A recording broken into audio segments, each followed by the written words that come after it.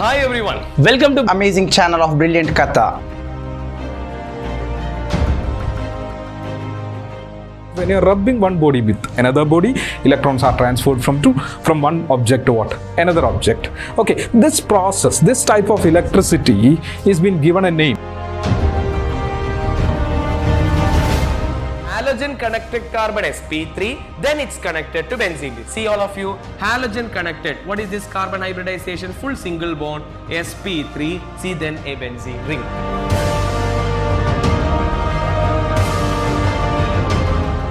Denominator poles shouldn't be included in the denominator poles. That means the denominator, these -1 and -5 should never be included in the solution. Homocircle caudal fin. It's giving two equal lobes. But in case of cartilage fishes, look at here, one big lobe is there, one small lobe is there. You cannot cut into two equal half this fin.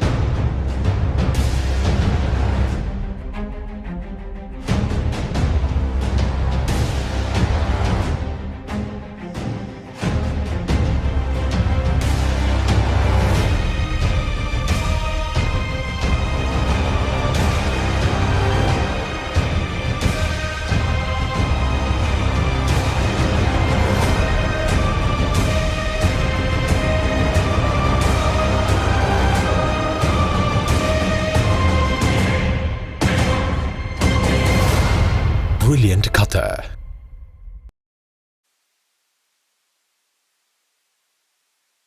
Hello dear students, good evening.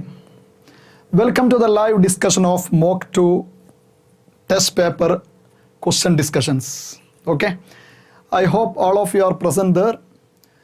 Students, you please take your pen, notebook, everything, you get ready there. Okay, all you need to do is write down the steps and concepts, formulas very quickly. No need of writing your answers there. But if you have any doubt there in the steps, definitely you can ask me.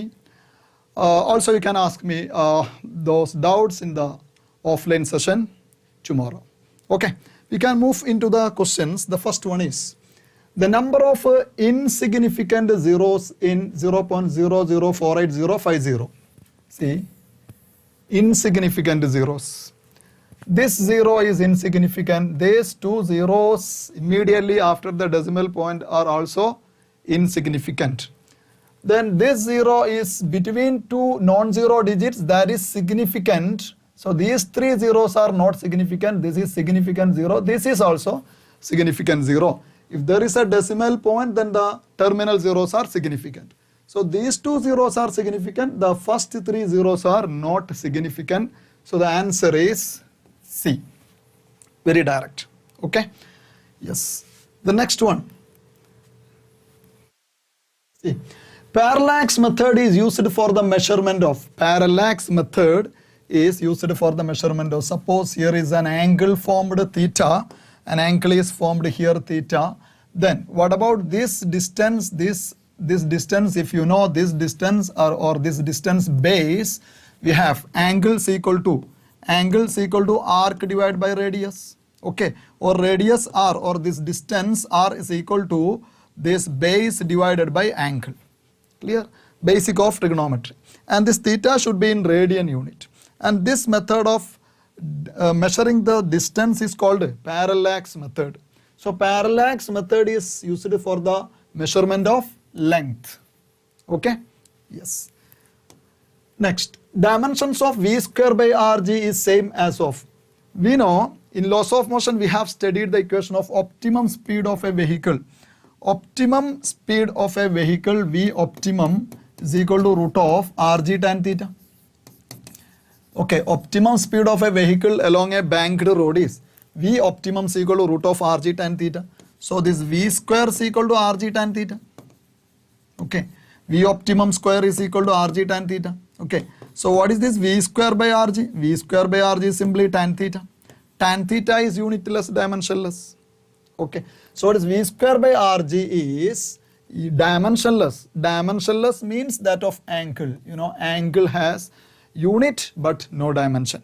Okay, so v square by rg is that of angle. Okay.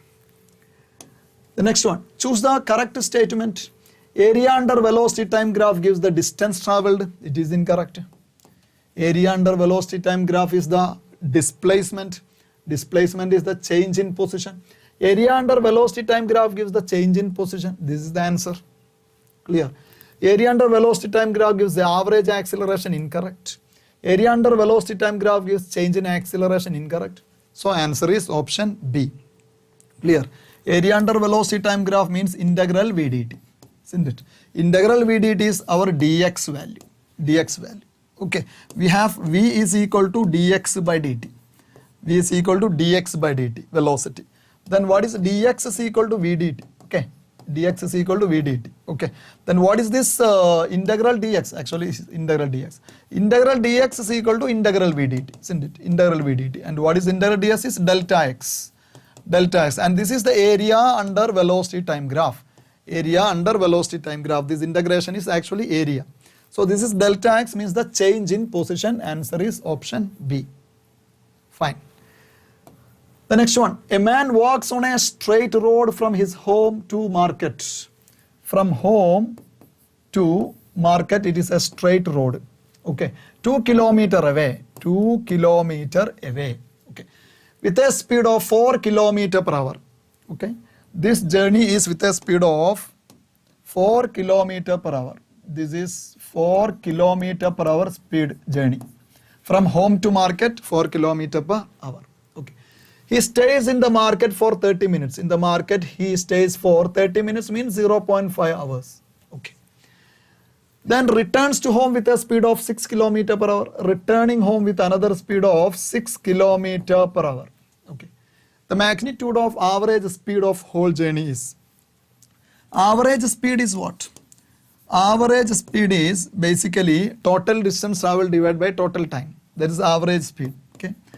Total distance divided by total time.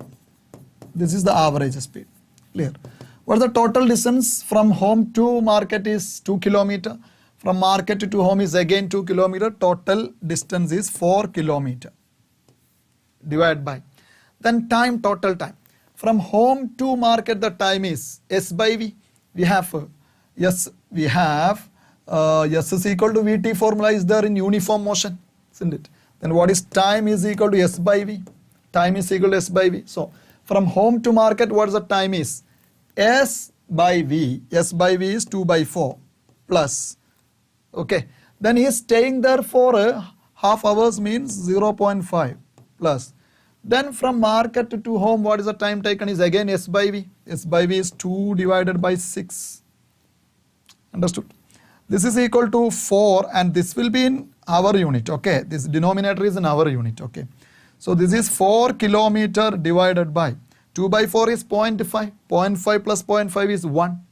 1 plus 1 by 3. That is 4 by 3. Okay. 1 plus 1 by 3, you understood? 1 plus 1 by 3 is 4 by 3. 4 cut by 3 is to the numerator. Okay. So what our final answer is 3 and here is the unit is hour. Okay. So final answer is 3 kilometers per hour. I think you understood, very simple step.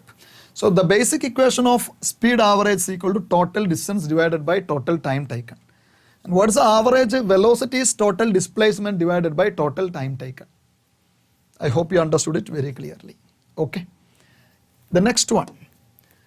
The position of an object moving along x-axis is given by, position variation along x-axis is given by x is equal to 10 plus 15t plus 5t square. This is the position variation with the time.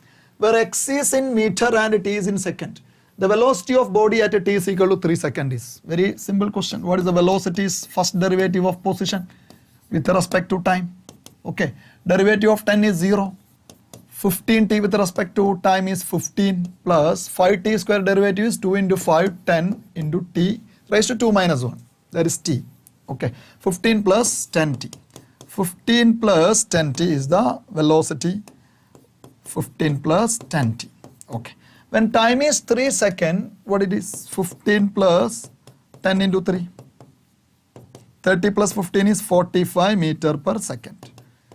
Very simple question. 45 meter per second, which is option D. Okay. I think it's very clear to you.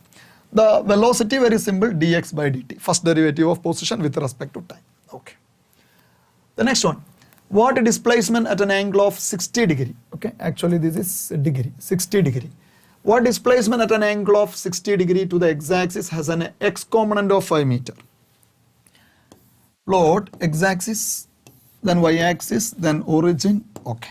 Then there is a displacement which is directed at an angle of 60 degree with x-axis. So let this be the displacement S, vector S. It is at an angle of 60 degree with x-axis. Okay. Now its x component is this one. This is the x component, understood? Sx, x component of displacement, and its value is given as 5 in the question. Its value is given as 5.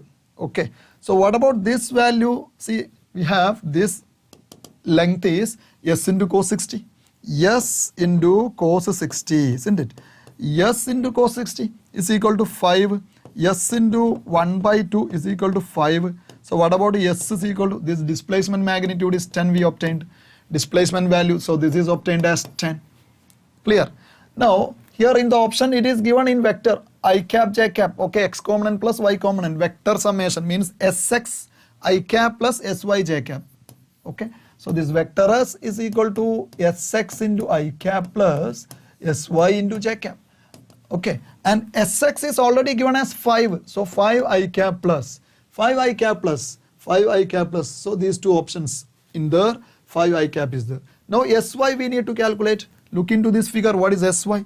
Sy is equal to, what about this Sy? Sy is equal to S into sine 60. S into sine 60. Okay, S is 10. And what about sine 60 is root 3 by 2. Okay, it is 5 root 3. 5 root 3. Understood? So Sy is 5 root 3. Then j cap. Now what is the answer? 5 I cap plus 5 root 3 j cap. Clearly, option C. Okay, very simple question. So these are the levels of NEET examination and you can easily crack it. Clear? The next one. In uniform circular motion, the centripetal acceleration is, in uniform circular motion, centripetal acceleration is directed. Suppose this is the body in uniform circular motion. Uniform circular motion means with a constant speed. Constant speed. Speed is not changing, but the direction of velocity is changing. Isn't it? So what about the velocity here, constant or varying? Velocity is varying because direction is changing. Okay, even though magnitude is constant, but direction is changing, hence velocity is changing. Velocity changing means there should be acceleration. To change the velocity, there should be acceleration. Understood? So, in uniform circular motion, what is the acceleration which changes the direction of velocity? Simple. Answer is centripetal acceleration. So, centripetal acceleration is there to change the direction of velocity. Centripetal acceleration AC is there to change the direction of velocity. So, centripetal acceleration is due to the change in the direction of velocity only. Due to the change in the direction of velocity only is the answer of the question, option B. Clear? Okay. So if two vectors are perpendicular to each other, then this vector, this acceleration, if acceleration is perpendicular to velocity, then only the direction of velocity changes. Okay. No magnitude will be changed. Okay. That's it. That is uniform circular motion. And if it is non-uniform circular motion, then there will be a tangential acceleration also will be there. Tangential acceleration is called AT. If AT is there, means this speed is also will be changing. Direction is changed due to AC and magnitude is changed due to AT in the case of non-uniform accelerated motion. But this question is about uniform circular motion. Okay, very fine. So here in this particular case, there is no AT, keep in mind. Okay, next one. The particle attain maximum horizontal range when thrown at an angle theta with the horizontal. The value of theta must be 45 degree. Okay, the value of theta must be 45 degree. 45 degree. Okay, we have horizontal range is u square sine 2 theta divided by g. U square sine 2 theta divided by g.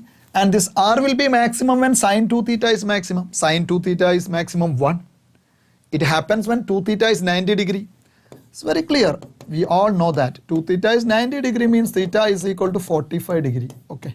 When we throw a projectile at an angle of 45 degree from the horizontal, then the projectile will have maximum horizontal range. Okay, simple. The next, if modulus of vector A dot vector B is equal to modulus of vector A cross vector B. Okay, actually A dot B itself is a scalar, no need of writing this modulus there here, no need of writing modulus anyway. But in the case of A cross B, it is a vector. So modulus of A cross B is meaningful. Modulus of A cross B means the magnitude of A cross B. So we know what is A dot B. A dot B is equal to AB cos theta. And modulus of A cross B is equal to AB sin theta. It happens when cos theta is equal to sin theta. It happens when theta is equal to 45 degree. Or tan theta is equal to 1. Tan theta is equal to 1 means theta is equal to 45 degree. We understood. Okay. A dot B and A cross B are equal in magnitude when the angle between the two vectors becomes 45 degree. Fine. Now, the resultant of vector A and vector B is, what is the resultant?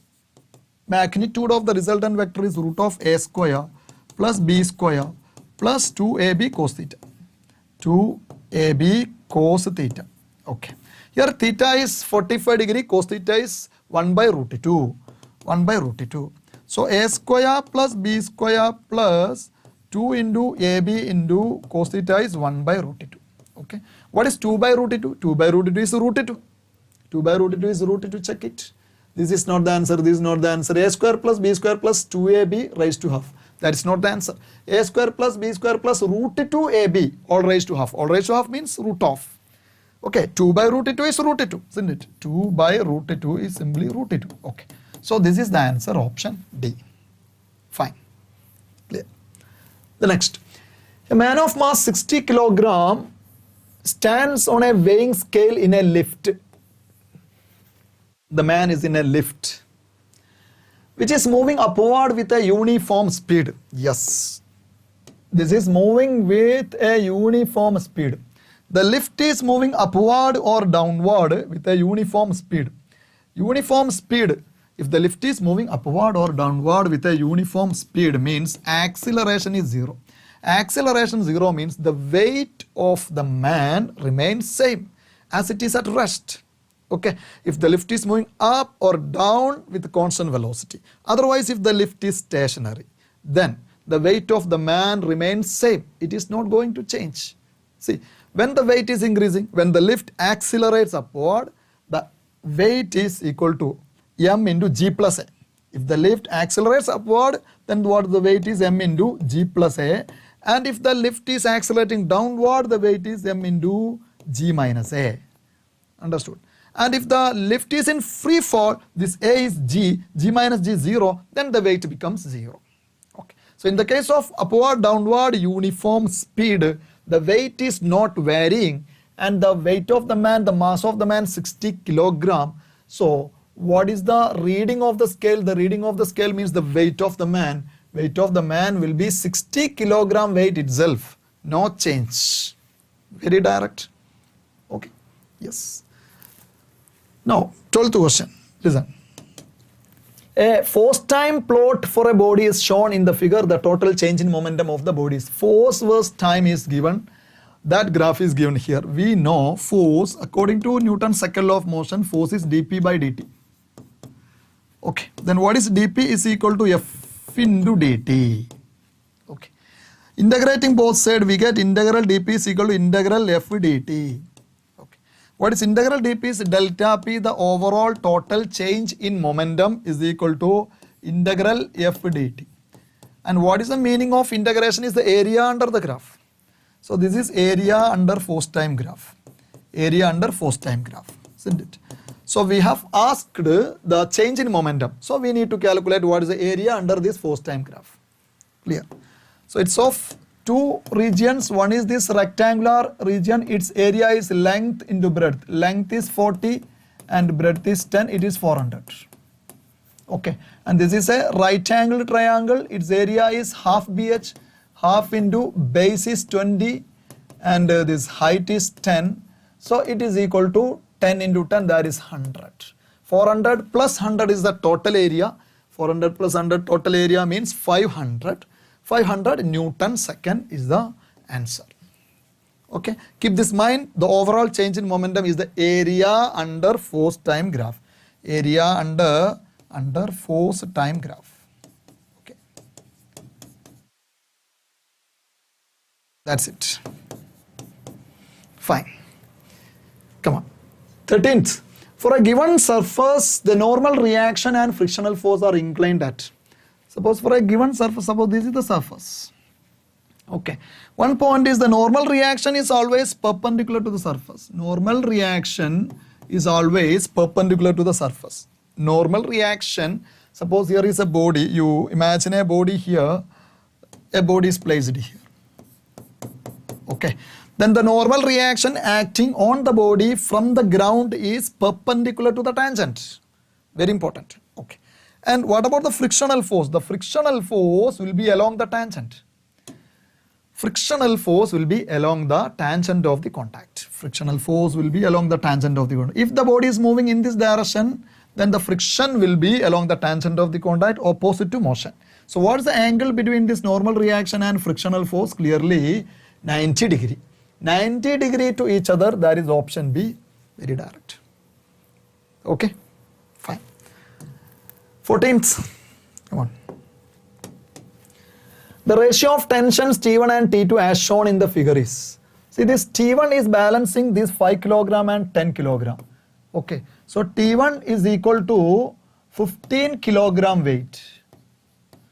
Okay, if we cut this upper string on which T1 acts, if we cut it, both blocks will fall down, which means this T1 is balancing these two weights. It's very clear. Yeah. And what about T2? If we cut this second string here, if we cut it, only 10 kilogram falls down, which means T2 is balancing 10 kilogram weight. That is T2 is equal to 10 kilogram weight. Okay. Now, the ratio of tensions T1 and T2, T1 by T2 is equal to 15 by 10 is 3 by 2. 3 by 2. Okay. Option A.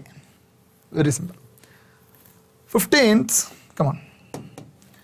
What is the angle between force vector of 3i vector of 3i cap plus 4j cap minus 5k cap? This is one vector, and displacement vector S is equal to 4j cap plus 3k cap. Okay, what's the angle? Clear. We have vector A dot vector B, the dot product is AB cos theta. We studied it. Now what about cos theta is equal to A dot B divided by AB. A dot B divided by. So what is theta is equal to cos inverse of A dot B divided by AB. Isn't it? This is the way we find the angle between two vectors, taking their dot product, dividing that with their product of magnitudes and taking the cos inverse. That is theta between the two vectors. Okay. Here what is the dot product here is f dot s equal to 3 into 0. Here no x component here, so 3 into 0, 0 plus 4 into 4, 16 plus minus 5 into 3, minus 15. 16 plus minus 15, that's the dot product, divided by, see, cos inverse here. Cos inverse is here, okay. Cos inverse of, okay, we are calculating this theta is equal to, okay, divided by AB. AB means, what is the magnitude of this force is root of 3 square plus 4 square plus 5 square. Root of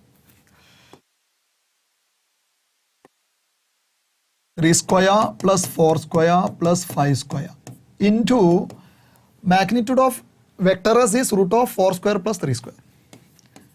4 square plus 3 square. That's it. Cos inverse of 16 plus minus 5, that is 1 divided by 3 square plus 4 square is 5 square. Okay. 5 square plus 5 square. Okay. So this is 5 root 2. And here this is also root 2 5. Okay. See, what about this answer is this one 5 square plus 5 square, that is 50. And this is also root 50 and this is root 2 5. Okay. Root of 5 into 250, it is 25 root 2. 25 root 2 is the answer. Cos inverse of 25 root 2 is very direct, very simple. Cos inverse of 1 divided by 25 root 2 is the answer of this question.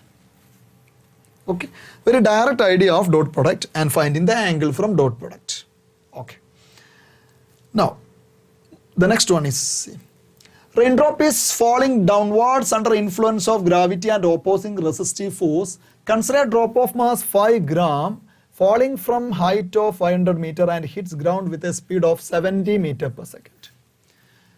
Consider a raindrop. Consider a raindrop. It is starting from rest and is falling down and hitting the ground with a speed of 70 meter per second. While hits the ground, its speed is 70 meter per second. Fine. And mass of this raindrop is 5 gram. Mass is 5 gram. Okay. And the height of fall is 500 meter. 500 meter. Okay. With a speed 70 meter per second. Okay. What is the work done by resistive force? What is the work done by resistive force? Okay. We are using the famous well-known work energy theorem. What is the work energy theorem? Is work done by all forces on the body is equal to change in kinetic energy of the body. Okay, what are the forces doing work on the body? One is the gravity and the other is the resistive force. So work done by gravity plus work done by resistive force is equal to change in kinetic energy. Change in kinetic energy is final kinetic energy minus initial kinetic energy. Final kinetic energy is half into m into v square minus initial kinetic energy is 0. Okay. Then work done by gravity. What is the formula? We know this is conservative force. Work done by conservative force is minus delta u. All we have clearly explained those things. Minus delta u plus work done by resistive force is equal to half into m into v square. Okay. Now what is the work done by resistive force is equal to delta u plus half into m into v square. That's it. What is mean by delta u? Delta u is final potential energy minus initial potential energy. Delta u. Final potential energy means when the raindrop is hitting the ground, we consider its potential energy as 0. Then potential energy initially is mgh. mgh plus half mv square. This is to be calculated. Okay.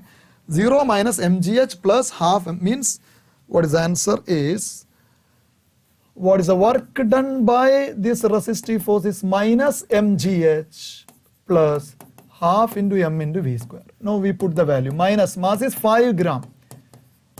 5 into 10 raised to minus 3 into g is 10, h is 500 plus half into 5 into 10 raised to minus 3. Okay, into speed square is 70 square. Clear? 1, 2, 3 and 10 power minus 3. This is cut. Okay. 5 into 5, this is 25. So minus 25 plus. Clear? Then this one is half into 5, that is 2.5 into 10 raised to minus 3 into 7 square is 49. Then 2 more zeros. Okay. Yes. Then we can take these 2 zeros and this one is can be cancelled. We get this is 10 power minus 1 here. Clear?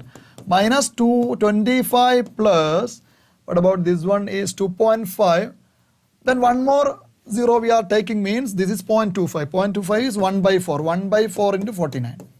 1 by 4 into 49. Okay. Then what this is minus 25 plus 4 by 4 is 1. Then 9 by 4 is 2. Then remainder 1. Then 0.10 means 25. Okay. Minus 25 plus 12.25. Minus 25 plus 12.25. What the answer is? Minus 12.75, I think. Minus 12.75. Yes. This is the answer, option C. Okay. So this is the basic of this question. Okay. Very simple to solve. And we need to understand the basic concept.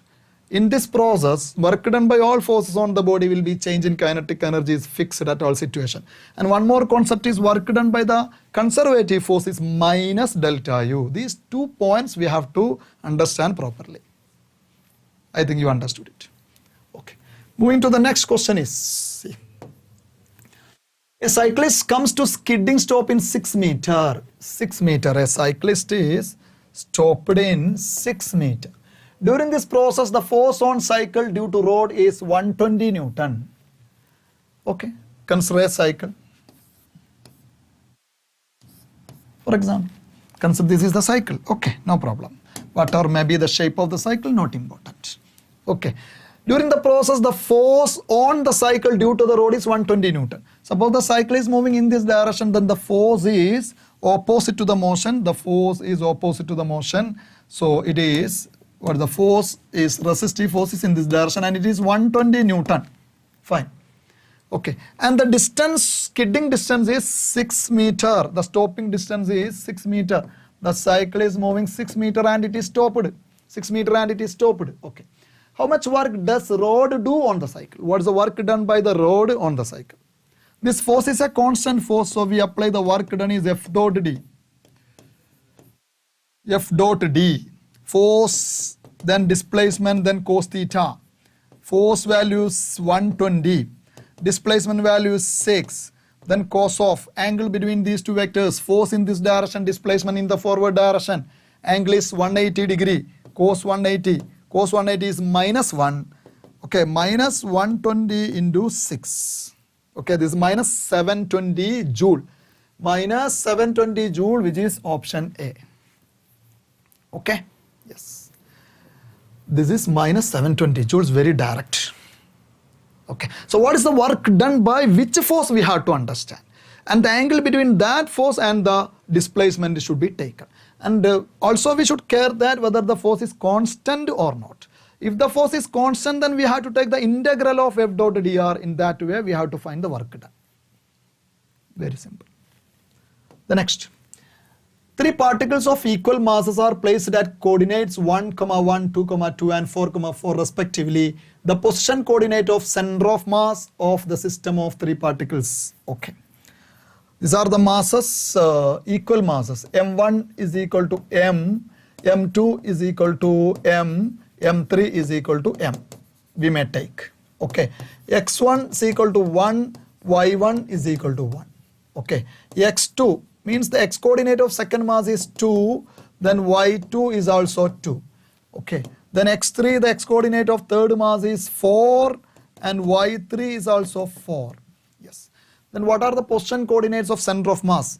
XCM, the x coordinate of center of mass, XCM formula is M1 x1 plus M2 x2 plus M3 x3 divided by the total mass. Total mass is here 3m. M1 plus M2 plus M3, I write 3m. Okay.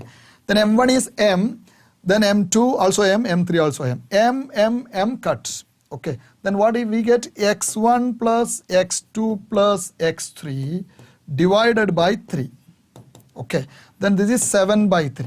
Okay. So the x coordinate is 7 by 3. X coordinate is 7 by 3 is only one option, option C.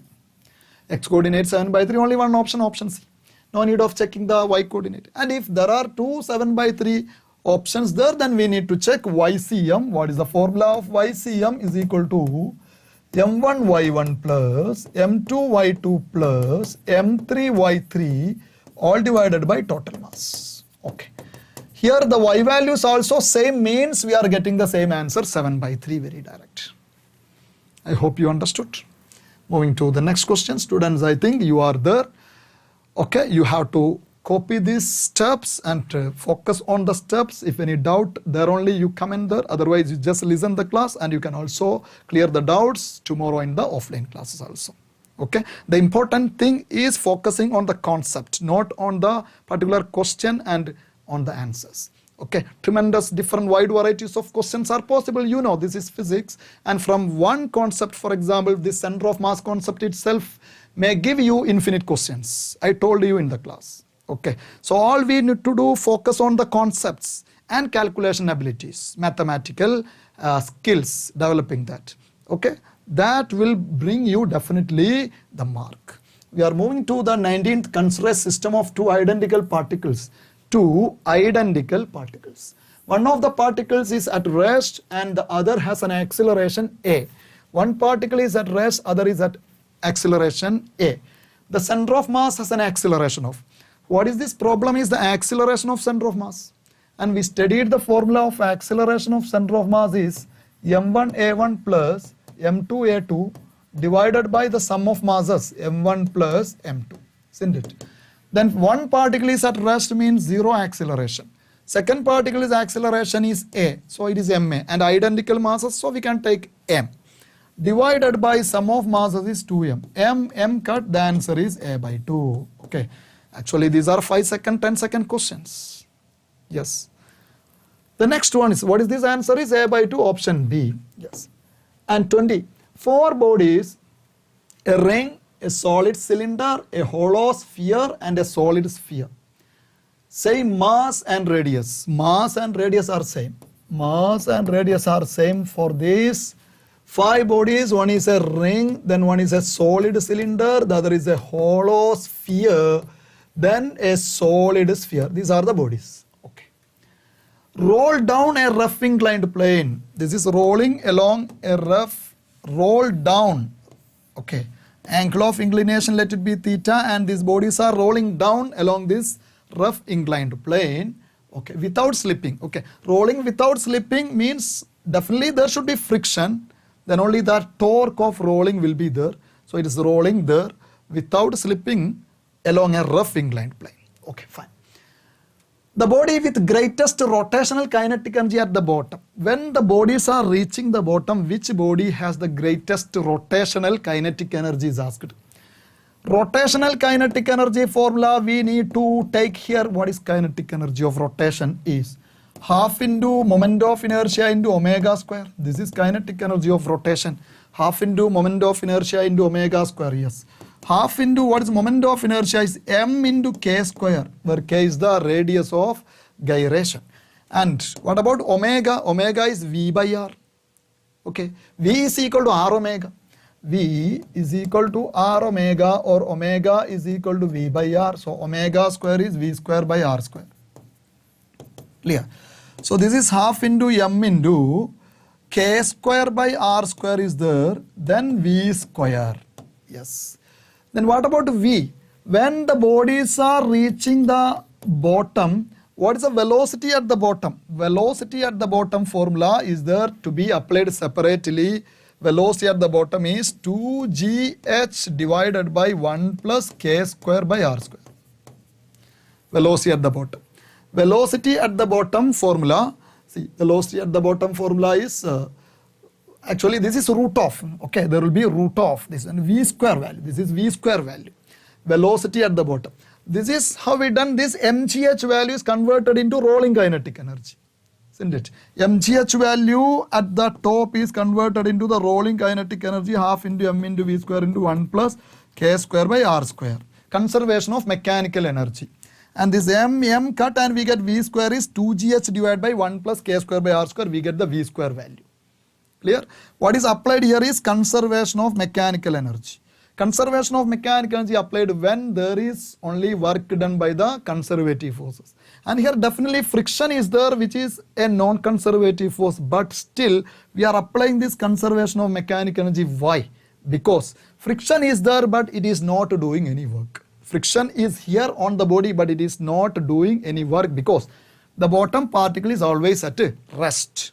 These are the concepts. Okay.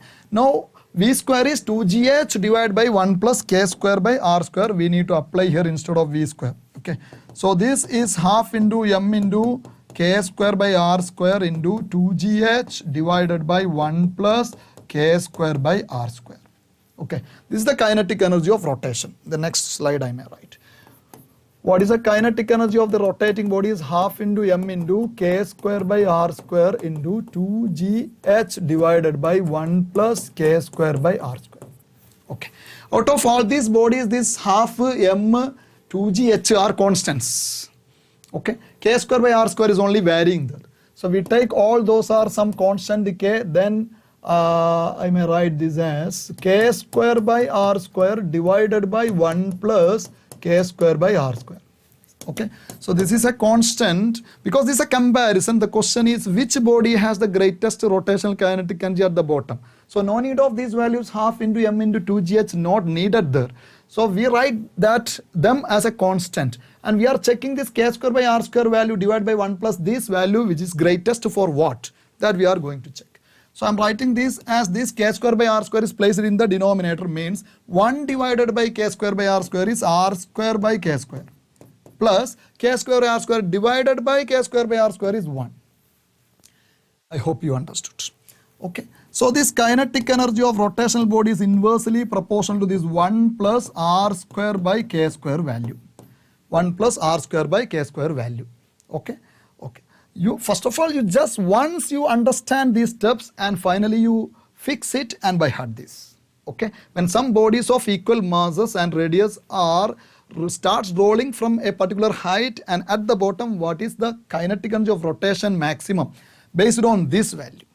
And we have r square by k square value for ring is, what about this? In the case of ring, listen, all these we have written in the class. In the case of ring, it is, what about this? 1 divided by 1 plus r square by k square is 1. R square by k square is 1, which is 1 by 2. Okay. And what's the next body is there is solid cylinder. Solid cylinder, solid cylinder. Then this is 1 divided by 1 plus. What about solid cylinder? Solid cylinder is just like disk. And disk k square by r square value is 1 by 2. K square by r square value 1 by 2. So r square by k square is 2. It is 2. So it is equal to 1 divided by 3. Okay. 1 by 2 or 1 by 3, which is greatest, is 1 by 2. So out of this, ring has greatest. And what is the next body is there is hollow sphere. Hollow sphere, hollow sphere, hollow sphere. 1 divided by 1 plus. What is k square by r square of hollow sphere is 2 by 3. So r square by k square is 3 by 2. 3 by 2, 3 by 2. So what this value is 5 by 2, it is 2 by 5. Comparatively, this value is also less than 1 by 2. Okay. 2 by 5 is less than 1 by 2. So out of these three bodies, ring is dominating. Okay. And the next body is what this is, solid sphere. Finally, solid sphere, what about this? 1 divided by 1 plus. What is k square by r square of solid sphere is 2 by 5. 2 by 5. Then what about the reciprocal is 5 by 2. 5 by 2. So this is equal to 7 by 2. So 2 in the numerator, 7, 2 divided by 7. Once again, this 2 by 7 is least value out of this, isn't it? So what is the dominating one at the bottom with the rotational kinetic energy is definitely the ring. So our answer is the ring. Okay. And you by heart this formula. Kinetic energy at the bottom depends on this value, provided bodies should have same mass and they are starting from the same height. Okay. Yes. So the answer of this question is ring, option A. Understood? Only this type of questions are having some steps there. Because this question is from rotational motion. We expect this type of steps will be the rotation. Okay. Then 21st. A child stands at center of a turntable with his two arms outstretched. A child is standing on a turntable. Initially, the hands are outstretched. Okay. The turntable is set rotating with angular speed of 40 rad per second. Initial omega is 40 rad per second. What will be angular speed of child if he folds his hands back, reducing moment of inertia 2 by 5 times of the initial value? Okay. Initially, hands are outstretched. Okay. Finally, he is closing. He place the hands closer to his body so that moment of inertia is reduced. Okay. So in this process, this change is only internally happening. No external torque to turn or something is not applied there on the child. Okay. The child is doing this, and this means there is only internal, means the angular momentum will be conserved. Very clear. Angular momentum is I omega. I omega is conserved is I1, omega 1 is I2, omega 2. Okay. So omega 2 is asked here. Omega 2 is equal to I1 divided by I2 into omega 1. Okay. I1 divided by what is I2 is 2 by 5 times of I1. 2 by 5 times of I1 into omega 1 is 40 rad per second. I1 is cut. 5 by 2. 5 by 2 into 40. Okay. 40 by 2 is 20. 20 into 5 is 100. 100 rad per second is the final omega. He is reducing his moment of inertia so that his angular speed is increased, and the answer is option C. Ready? Yes. 22. The escape speed of a body from the earth depends on. What is the formula of escape speed? See, escape speed formula generally we study root of 2gm by r. Okay. Generally we study escape speed is root of 2gm divided by r. This formula is from the surface of the earth. From the surface of the earth. If it is not from the surface of the earth, then instead of this radius, what will be that? Smaller. It will be smaller. It will be smaller. Okay. Consider this earth. Suppose we are projecting a body from the surface of the earth, then the distance from the center of the earth to the center of gravity of the body is capital R. Then that comes here capital R if it is from the surface. Otherwise, if it is from this point, we are trying to move this out of the gravitational pull, means then the speed minimum should be root of 2gm divided by this R. What is this R? Is the distance from the earth center to that point. Clear?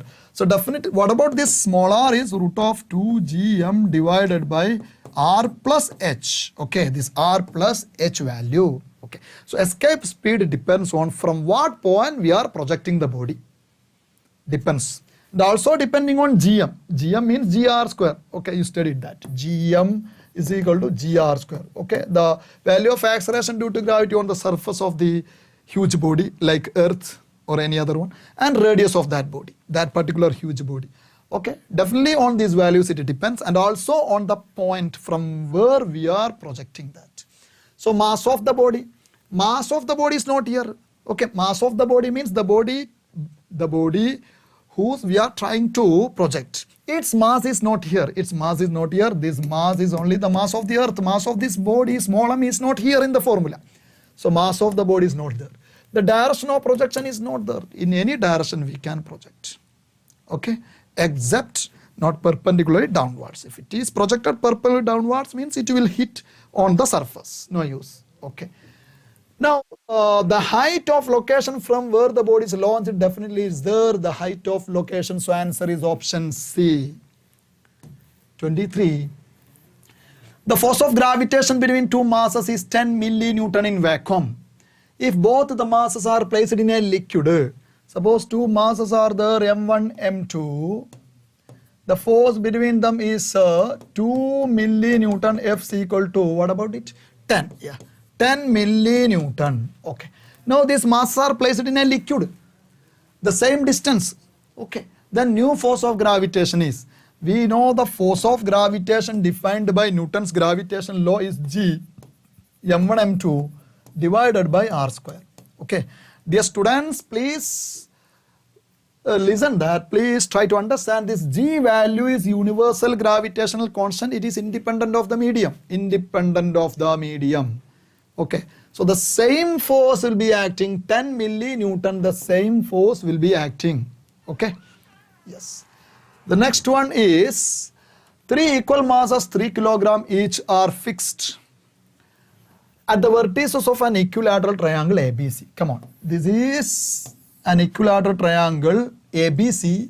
Then at the vertices 3 kilogram mass, this is of 3 kg mass, another mass, this is of 3 kilogram mass, this is also 3 kilogram mass are placed. Okay.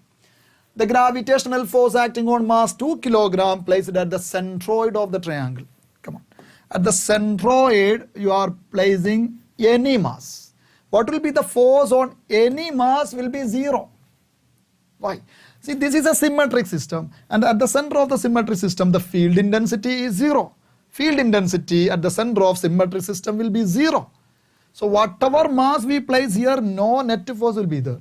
Suppose we place a mass m here, this will be attracted to this one, this will be attracted to this one, and the resultant of these two attraction will be this one. Then this force will be cancelled due to the attraction of this one, and these two forces are equal and opposite, and the net force on it will be cancelled. In that way also we can understand. And also in this way it is better easy to understand that at the center of a symmetric system the field intensity is 0. So we place any mass there, no force acting on the body. Okay. 25. What about? A body weighs 90 Newton on the surface of Earth. The gravitational force on it due to Earth at a height equal to half the radius of the Earth is. Yeah. This is Earth. Then at a height h is equal to r by 2. Then what is the weight of the body at this place? Okay. We know weight is equal to mg. Okay, so weight at the second point divided by weight at the first point is equal to G value at the second point divided by G value at the first point. Here first point is on the surface. Surface weight is 90 Newton given. Weight at the first point is given 90. This W1 is 90. W2 is asked. Okay. W2 is equal to G2 divided by G1 into 90. Now G2. G2 is the acceleration due to gravity at a height. What is the acceleration due to gravity at a height is the value on the surface into R by R all square. Come on, dear students, please study this one. Into 90. Once again, what is the acceleration due to gravity at a height h from the surface of the earth? G dash, you can say that on the surface value G into radius of earth divided by distance from the center to that point, then all square. This is the formula. And different formulas you will be studied, but this is the easiest, I think, in this type of questions. Okay. Newton's law of gravitation is used here. So G is cut.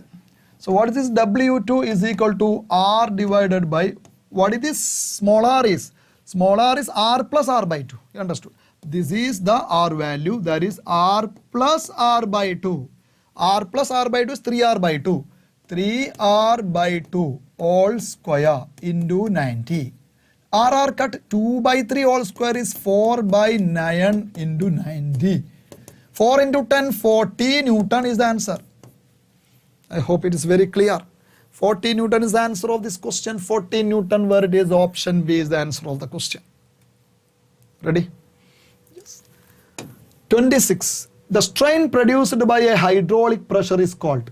The strain produced due to hydraulic pressure is called volume strain. Volume strain. Hydraulic pressure divided by volume strain is called bulk modulus of elasticity. Okay, straight. 27th. The ratio of stress and strain within proportional limit is called modulus of elasticity. Stress divided by strain. This ratio is called modulus of elasticity. Modulus of elasticity, modulus of elasticity.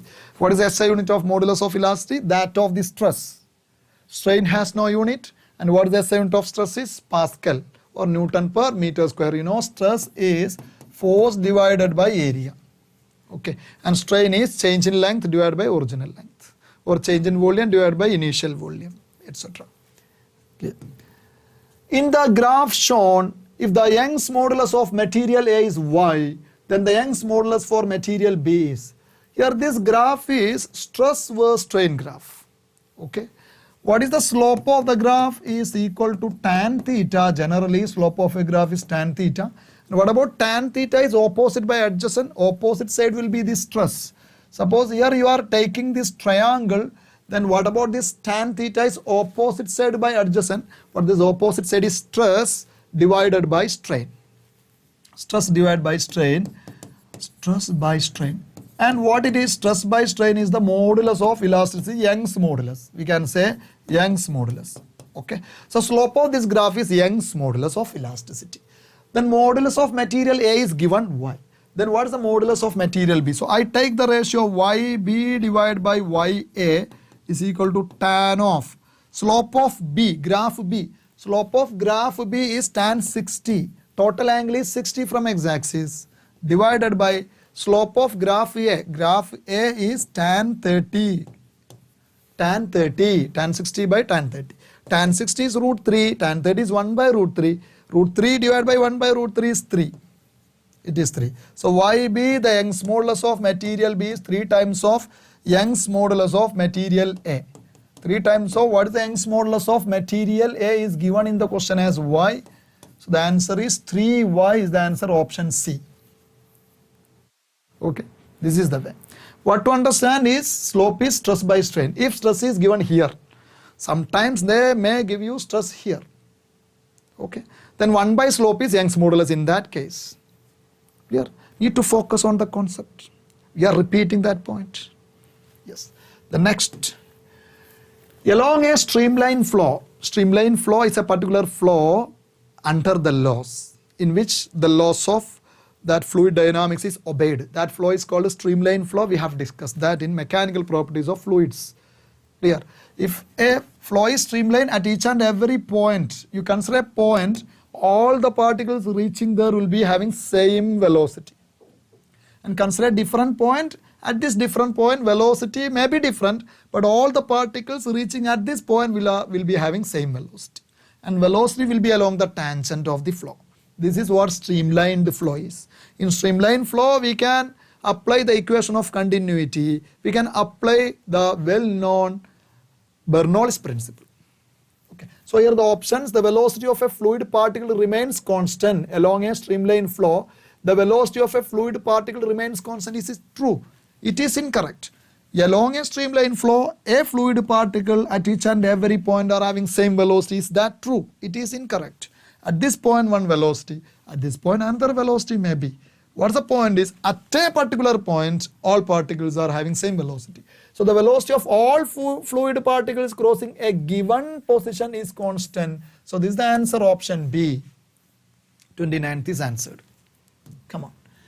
The ratio of inertial force to the viscous force represents. Inertial force to the viscous force is the Reynolds number ratio. RE. Reynolds number ratio, actually rho Vd divided by eta. We have written this. Rho is the density of the fluid inflow. V is the speed of the fluid flow. D is the diameter of the pipe. Eta is the coefficient of viscosity. This rho Vd by eta also we can write as this one, viscous force, the inertial force divided by viscous force. Inertial force, the force due to mass. Okay, viscous force is the viscous drag force defined by Newton. Okay, this also can be written as inertial force divided by viscous force, and it is called a Reynolds number. This is a dimensionless, unitless number whose value determines whether the flow is streamlined or not. If this value is less than 1000, the flow is streamlined. If this value is more than 2000, the flow is turbulent.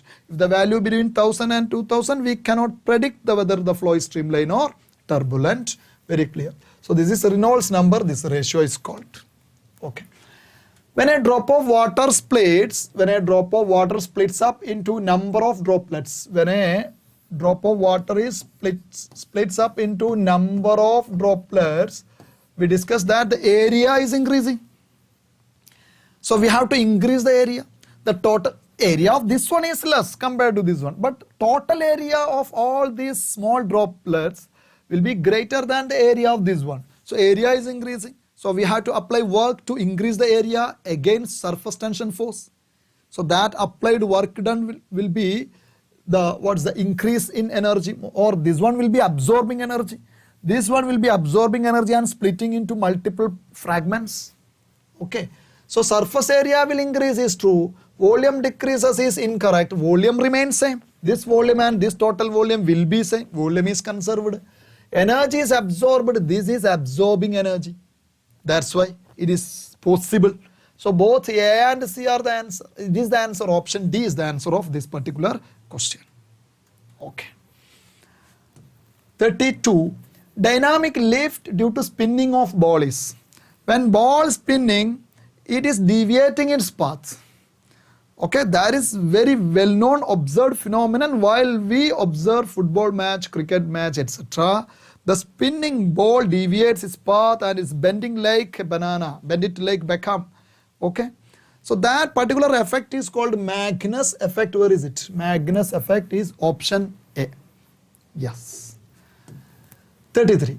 A temperature of 60 degrees Celsius in Fahrenheit scale is equal to 60 degrees Celsius in Fahrenheit.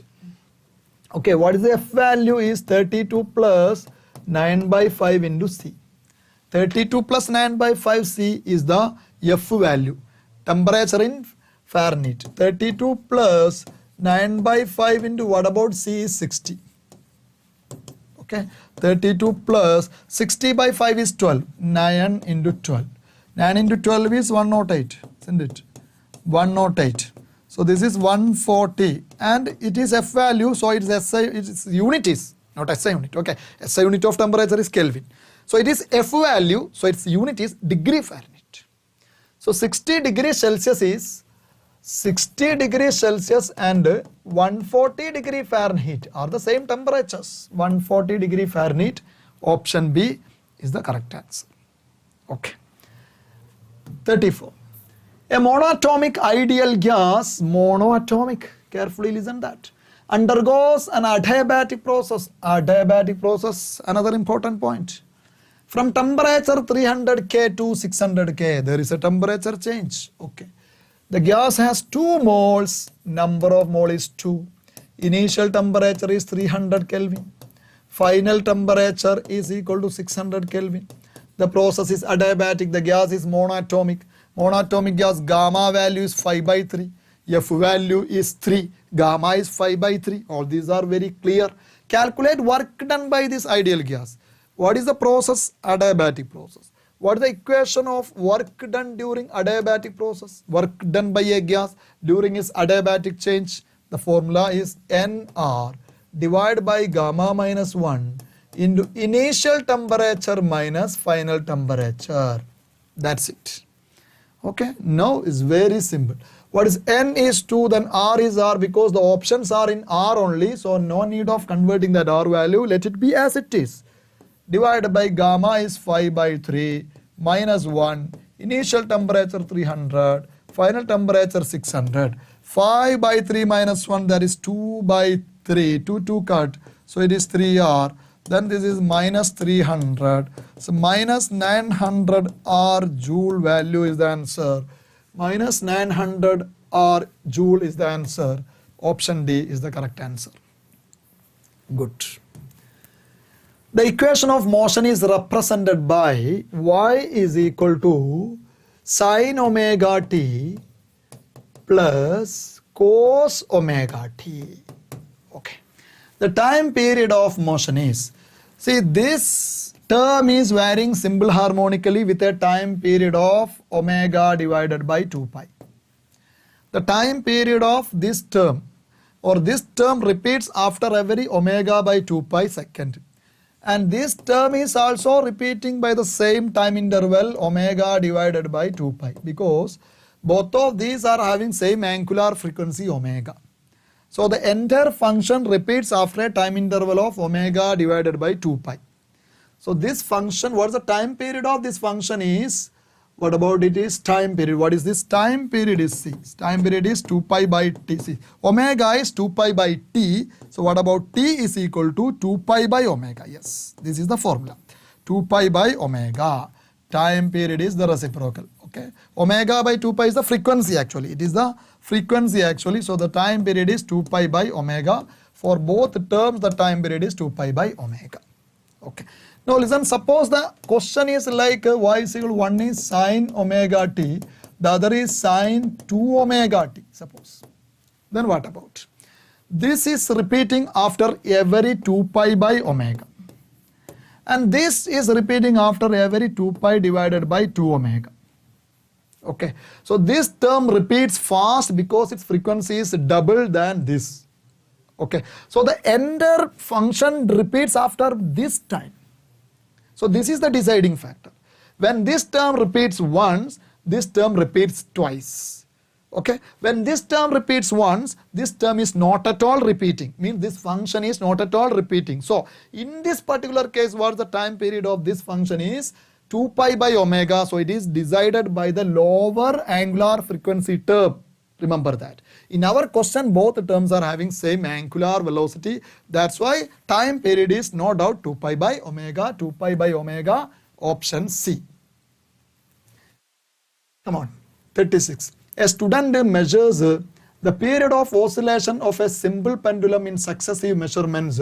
The readings turn out to be 1.93, then 1.99, then 2.06, 2.06, then 2.08, 2.08, then 1.95. These are the 5 readings of period of oscillation of a simple pendulum. Okay. A more accurate way to write the measurement with error is, how we write the measurement with error is that t plus or minus delta t. Okay. T is the true value. The true value is considered the mean value. The mean value of these 5 data is considered the true value. So what's the mean value is adding these and dividing with the 5. Adding these we get 3 plus 9, 12, 12 plus 6, 18, 18 plus 8, 26, 26 plus 5, 31. 3 plus 9 is 12, 12 plus 9 is 21, 21, 21, 30. Okay, 3. 3 plus 1, 4 plus 1, 5 plus 2, 7 plus 2, 9 plus 1, 10. Okay, 10.01. 10.01 divided by 5. What is the t mean value or the true value is 10.01 divided by 5. Okay, it is 2.2.002, I think. 2.002 is the answer. And it is, what about the decimal values here? After decimal, 2 points are there. So we can avoid these 2. We can round off this value into 2 decimal places. Into 2 decimal places mean 2.00 because it is less than 5. Okay, 2.00 is the true value. 2.00, 2.03, 2.0 here. Remember, it is incorrect representation because all these are having 2 decimal places. 2 decimal places. So the answer should be 2 decimal places should be there. We may think this 2.0 and 2.00 are same. No, difference is there. 2.0 means that least count is 0.1. 2.00 means that least count is 0.01. It's entirely different measurements they are. So this is incorrect and this is only the correct. And here is 0.05 also there. Suppose we are having this is also 2.00, then we have to consider this delta t. What about delta t? Delta t is the average error. How the average error calculated? You calculate the first error. First error is 2.00 minus 1.93. One error is obtained. Second error is 2.00 minus 1.99. Third error is this minus this. Fourth is this minus this. Fifth is this minus this. And we are getting 5 error values. And take the mean value of those 5 error values. Mean value of those 5 error values taken and should be 2 decimal places there and the answer will be this. Okay, so this question consuming certain time. Okay, and this is 36th question means from 36 to 50 we are having 20 questions, sorry, 15 questions are there, out of which only 10 is attended. So this type of question better we ignore at the time of examination if it is that particular question. Okay, because it is taking much time. Okay, otherwise this calculation is simple and we just compare the values and we got that this is only 2.00, then it is finished. Okay, so that logic should be there in the exam hall. Next one is 37. A ball is thrown vertically upward with a velocity 20 meter per second from the top of 160 meter high building. Come on. This building is 160 meter height, from the top of which the stone is vertically thrown upward. Okay, with a velocity of 20 meter per second. 20 meter per second velocity. Okay. The time taken by the ball to hit the ground is, the ball will be moving like this and what the total time taken is asked. Okay. So we have the displacement from initial to final point difference.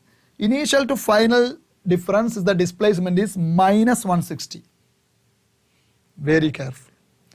The displacement is minus 160 because the initial point is up, final point is down. Okay, it is moving some upward direction is there definitely, but what about the displacement depends on only on the initial and final points. Okay, so we have s is there, we have initial velocity, we have acceleration is minus g throughout. Throughout its motion acceleration is downward minus g. Then time is asked, so we need to take the equation s is equal to ut plus half a t square. Plus half a t square. S is minus 160. S is minus 160. U is what? Initial velocity. What is initial velocity? 20 upward, positive. Okay, these are the mistakes students are doing there usually. They are not understanding the concept of vector here. The displacement is vector, it should have direction. Initial velocity is a vector, it has direction.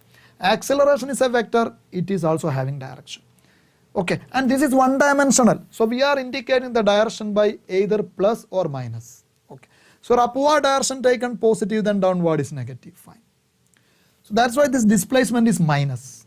Then u is positive 20. You understood? Positive 20 into t. The acceleration is minus 10.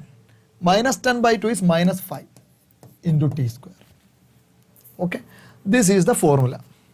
And we are having this 4 times here. See, actually this is a quadratic equation. We can solve it.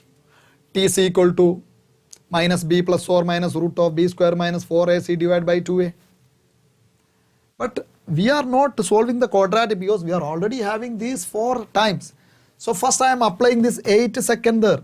8 second minus 160 is equal to 20 into 8 minus 5 into 8 square. Is that true? We are checking.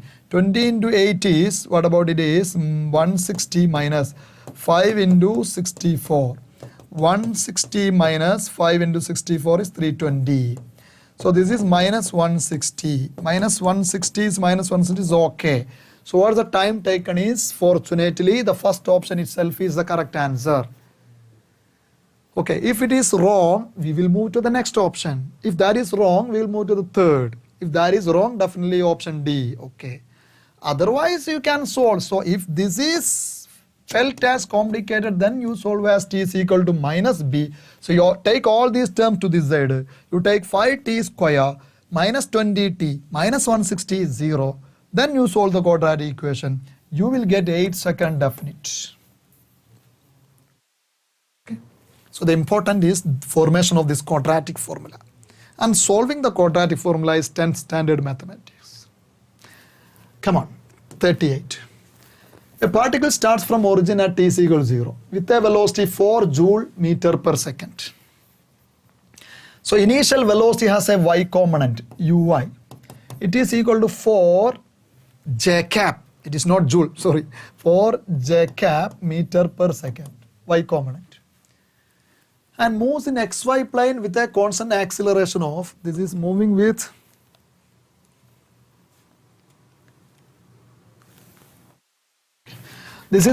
a constant acceleration of, what this acceleration is 6 I cap plus 4 j cap meter per second square.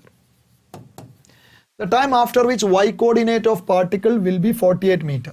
After what time this sy becomes 48 meter, after what time? This is asked. And remember, this acceleration is a constant independent of time. So this motion is uniform accelerated motion.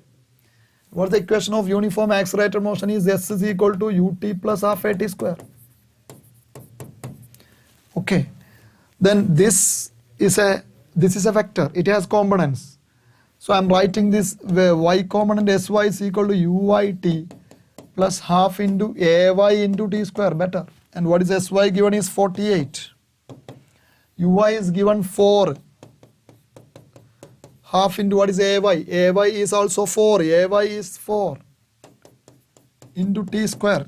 Come on, 48 is equal to 4t plus 4 by 2 is 2. 2t square. Now what to do? As in the case of earlier question, just check the time here. The first option is 6. 4 into 6. Okay, 24. Then t square is 6 square 36. 36 into 2 is 72. So this is incorrect. Clear? Then 4 second. 4 into 4, 16. Then 4 square is 16. 16 into 2. 16 into 2, 32. 32 plus 16 is 48. So this is okay. 4 second is the answer. You understood? And this is also can be solved by the solution of quadratic equation. Okay, come on. 39.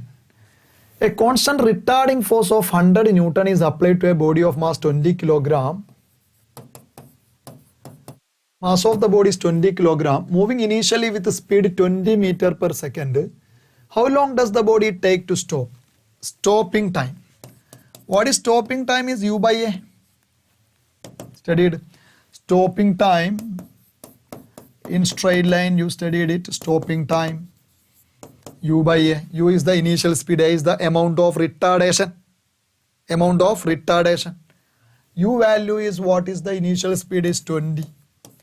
and retardation value is force by mass. Force is how much is 100 divided by mass is 20.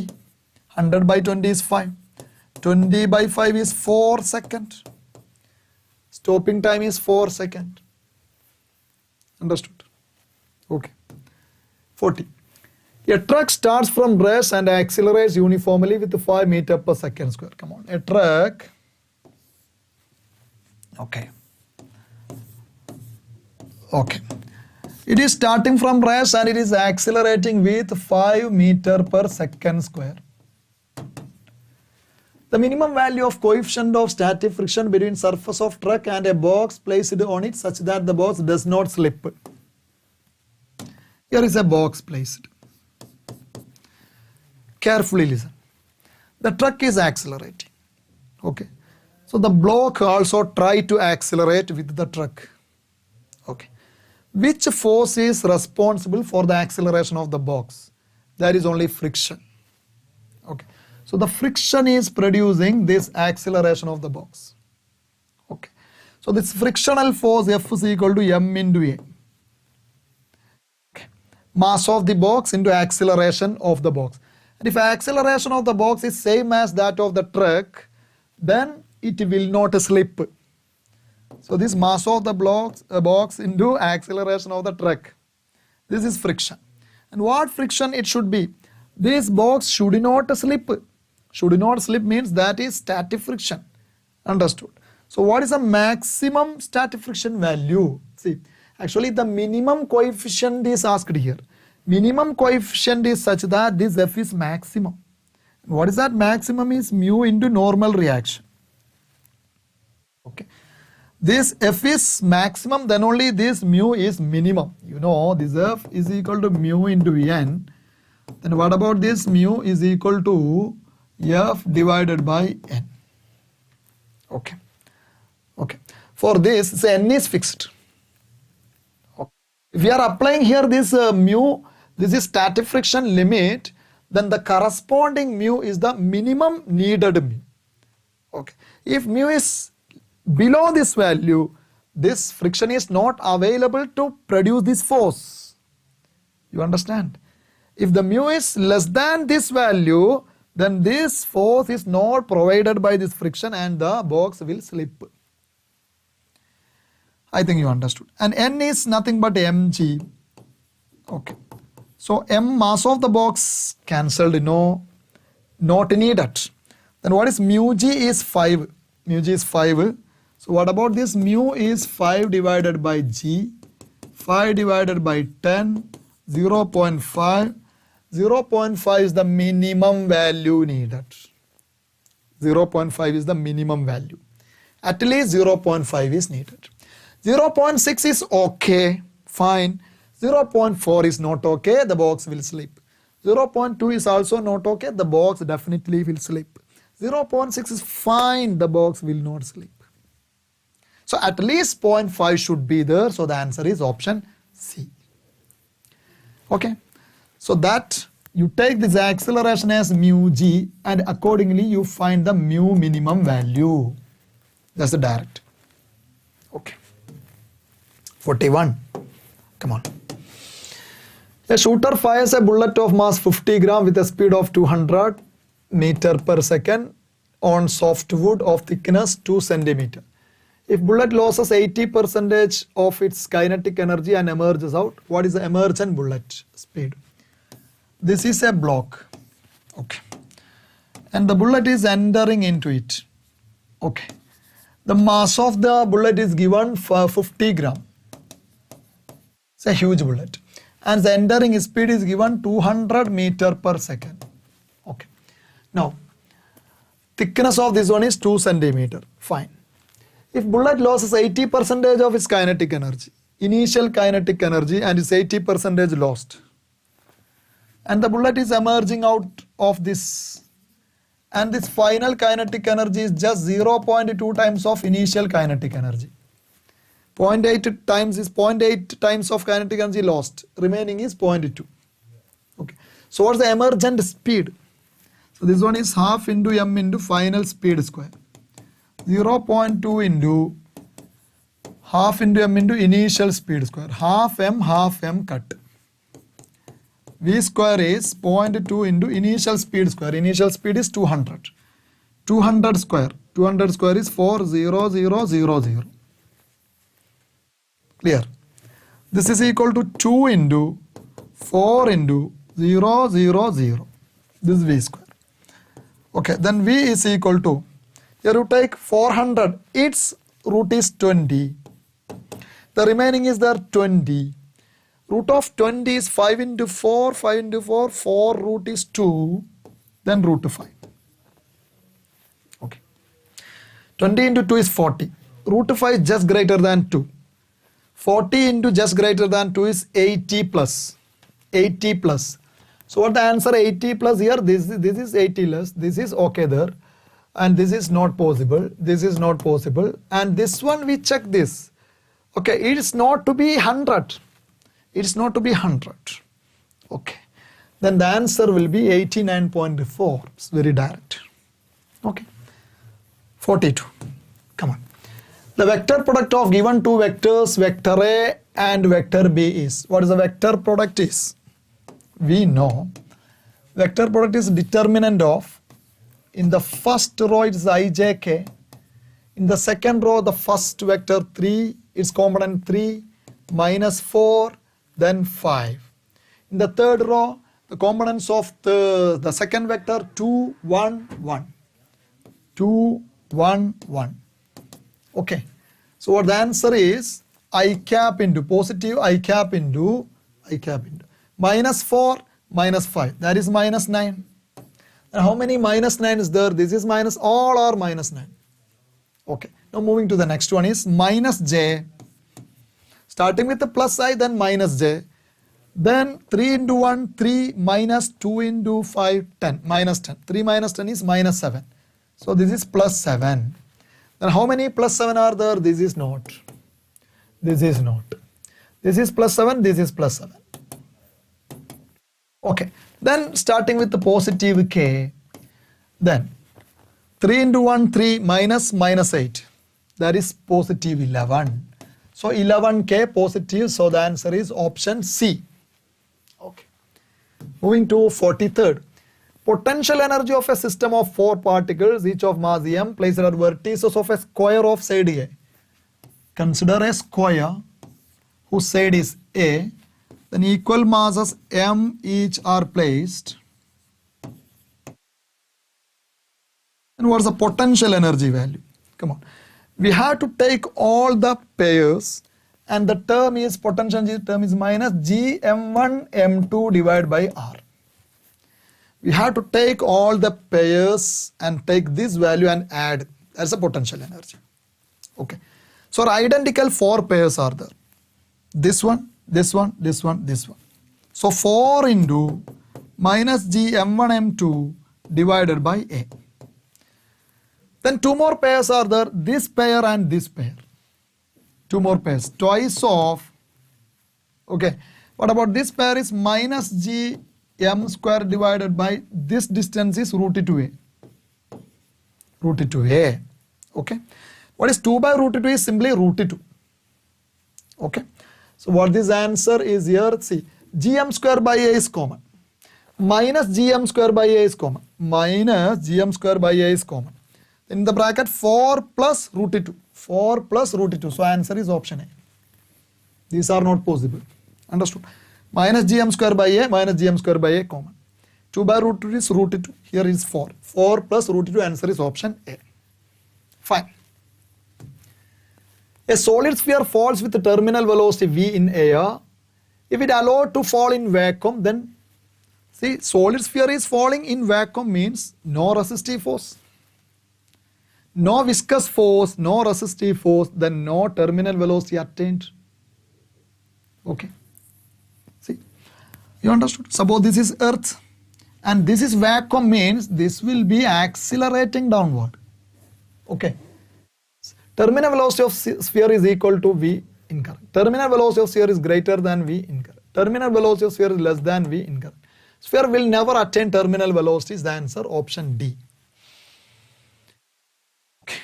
Yes. Yeah. Next one.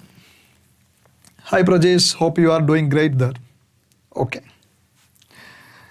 Then 45, a blacksmith fixes iron ring on rim of wood's wheel of a cart. Okay, here is a wheel of a cart.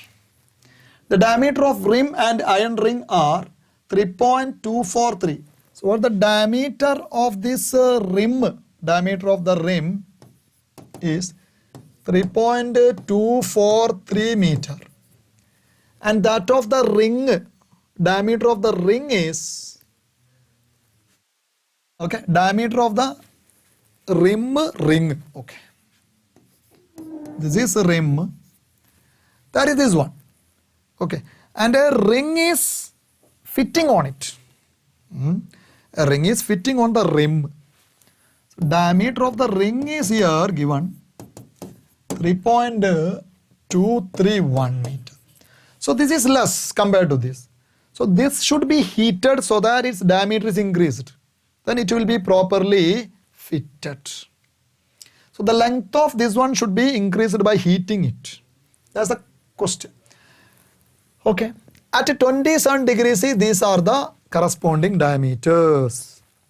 To what temperature should the ring heated to fit on the rim? Yeah, change in length is, we have the change in length is L into alpha into delta T. Okay, and what about the change in length is 3.243 minus 3.231. 3 minus 1 is 2. 4 minus 3 is 1. 0, 0. So this is 0.012. And the initial length you take this one is increased. So 3.231. The alpha value given in the question 1.2 into 10 raised to minus 5. And temperature change is final temperature minus initial temperature is 27. No need of converting this because this change is there. Change in Kelvin unit and degree Celsius is same. Okay. Now you take this one here and put all these into this side. Okay.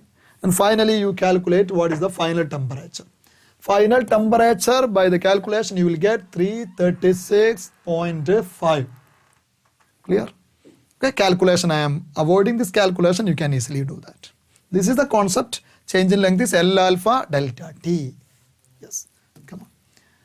A box filled with hot tea cools from 94 degrees C to 94 degrees Celsius to 86 degrees C in 4 minutes time. This is Newton's law of cooling question. Room temperature is 40 degrees Celsius.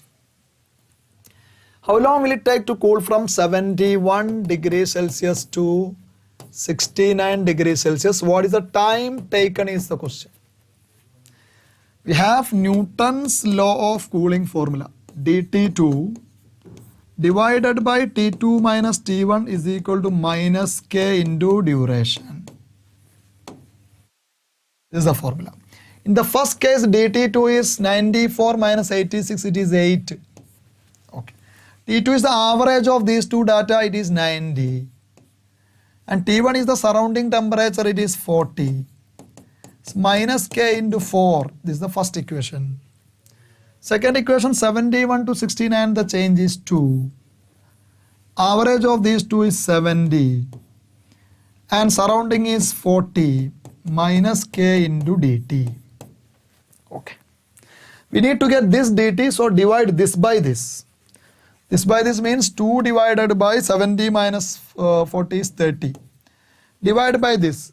Multiply with the reciprocal. 90 minus 40 is 50. Divided by 8. Minus k is cut. dt by 4 here it is. dt divided by 4. 4 and 8 cut here it is 2. 2 cut, then 0 cut, 5 by 3.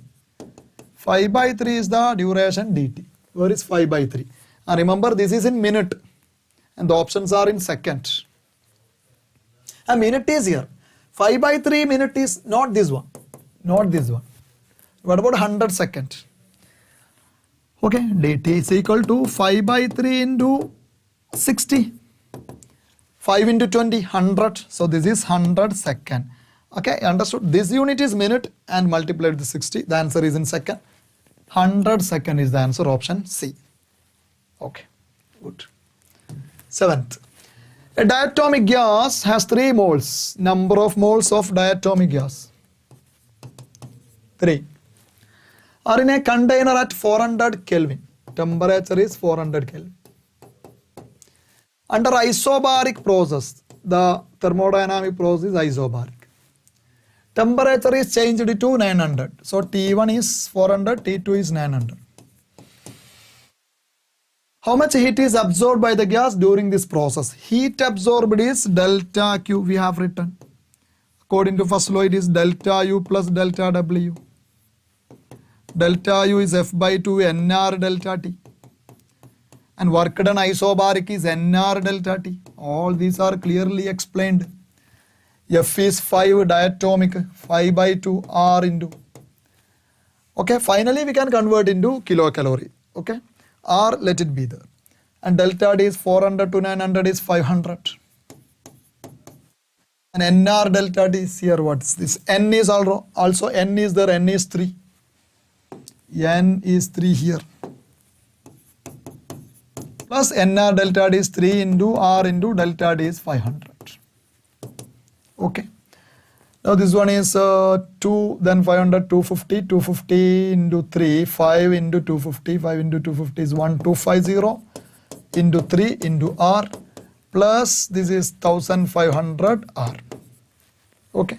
Let we take R as 2 calorie per mole per Kelvin. R value in calorie is 2. Okay. 1250 into 2, 3 into 2, 6. Now it is calorie. Plus 3000. Now this is in calorie. And the options are in kilocalorie. So I divide with 1000. 1000. So this is in which unit? Calorie. You take R value as 2. Then divide this with 1000. 1, 2, 3. 1.25 into 6 plus 3. This is of kilocalorie. Okay. Okay. Then 0.25 into 6 is 1.5. 6 plus 1.7.5. 7.5 plus 3 is 10.5. So nearly 10.5 answer is this one, 10.4. Why it is not exactly 10.5? Because the exact value of R is not 2. It is just less than 2. Okay, that's why. So the answer is 10.4 kilocalorie. I hope you understood. 48. Length of a simple pendulum whose time period is 2 seconds on earth surface will be nearly. What is the equation of time period is 2 pi into root of L by G. T square is 4 pi square into L by G. Time period is 2 seconds, so this is 4. 4 pi square into L by G. Remember, 4 cut and pi square and G are approximately equal. Pi square and G are approximately equal. We get this L value is 1 meter. L value is 1 meter. It is option B. Fine. Second last. A progressive wave is represented by y is equal to 2 sine of 100 pi t minus 2 pi x. For x and y are in centimeter. T is in second. Maximum particle velocity. This will be discussed in wave. Maximum particle velocity we already discussed in oscillation. That is a omega. Is 2 and omega is this one 100 pi. 100 pi. Okay. And these are in centimeter per second. 200 into pi is 628. 628 centimeter per second. So 628 values are 2 there. And what is the wave velocity? That is another point that we will discuss in wave, chapter wave. Wave velocity is omega by k. Omega by k, omega is 100 pi. Come on, this is omega. Okay. Omega t minus kx. K is the wave number. K is given here in this question is 2 pi. Pi cut 100 by 2 is 50 centimeter per second. So wave velocity is 50 centimeter per second. It is option C. Remember, this is the wave velocity and this is maximum speed of the particle in the wave propagation. A omega we discussed. And here comes the final question 50. Come on. Newton assumed that sound propagation in a gas takes under isothermal condition. Okay. according to Newton, he thought that propagation of sound in air is isothermal. That's why while calculating the speed of sound in air by Newton's thought, speed was less as the actual speed. Hence Laplace is corrected. By correcting that, the propagation of sound through air is not isothermal, it is adiabatic, and the exact answer of speed of sound through air 330 plus is obtained by Laplace. Okay, so the answer of this question is option A, isothermal. Okay, students, all these 50 questions, I hope you understood the concepts. Again and again, I am telling that you have to listen to the concepts only, not on the particular questions, because these questions and the exact data are never going to be repeated in the examinations. Okay, then hope you enjoyed this session. Okay, if you are having any doubt, we can clear it in the offline session. Okay, thank you. Good night.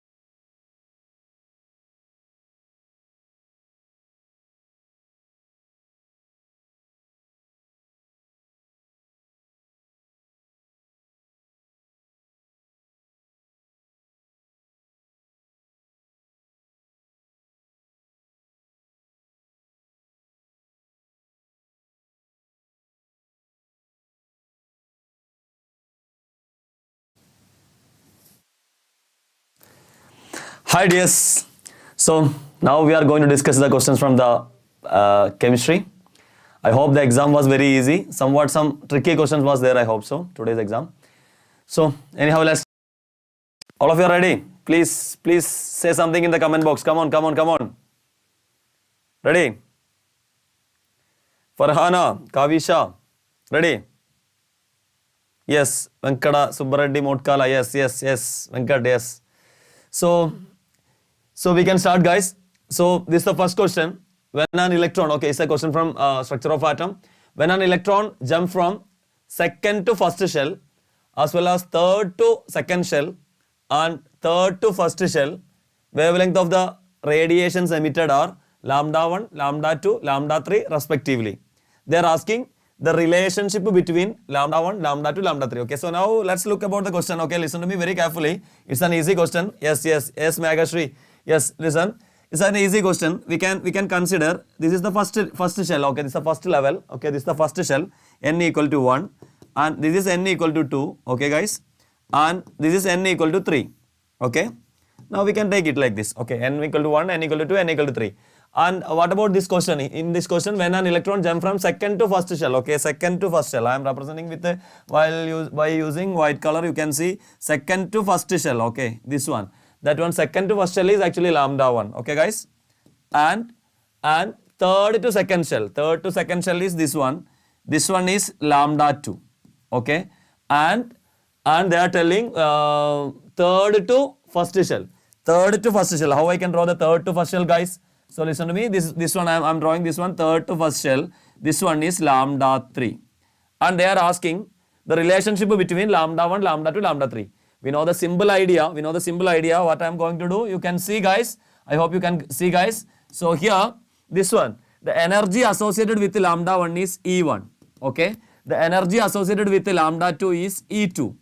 That means energy releasing, energy they are liberating while they are shifting from N equal to 3 to N equal to 2 is E2.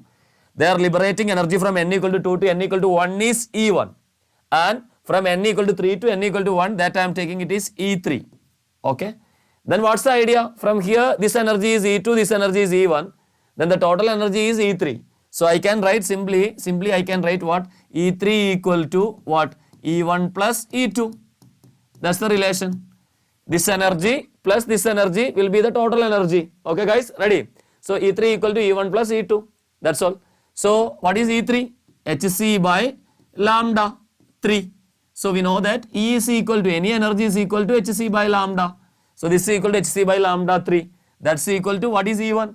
E1 is equal to Hc by lambda 1 plus what is E2? Hc by lambda 2. We can cancel what? We can cancel Hc, we can cancel, guys. Ready? So what's the remaining? 1 by lambda 3 equal to 1 by lambda 1 plus 1 by lambda 2. That means lambda 1 plus lambda 2 divided by lambda 1 lambda 2. Therefore this is 1 by lambda 3. Then what is lambda 3? Lambda 3 equal to lambda 1 lambda 2 divided by lambda 1 plus lambda 2. Lambda 3 is equal to lambda 1 lambda 2 divided by lambda 1 plus lambda 2. So what's the answer will come? Option? Tell me, Kavyasha, Magashri, Venkat, tell me. What's the answer? Option D will come. So lambda 1 lambda 2 divided by lambda 1 plus lambda 2. Is it clear? Ready? Come on. Okay guys, yeah. So that's the answer for the 51. Next we can go to the next question, guys. We can move to the next question. Yes, fourth one. We can move to the next question. This is the next question. What's the question? The specific charge of proton is. What do you mean by specific charge? Specific charge means nothing. That is actually E by M. E by M of proton how much? That's equal to 9.6 into 10 raised to 7. 10 raised to 7. Okay, this is actually modulus we have to take. Modulus of E by M. That's equal to 9.6 into 10 raised to 7 coulomb per kilogram. Okay, coulomb per kilogram or coulomb kilogram inverse. Okay, that's the unit they are giving. Then what they are asking you to find out?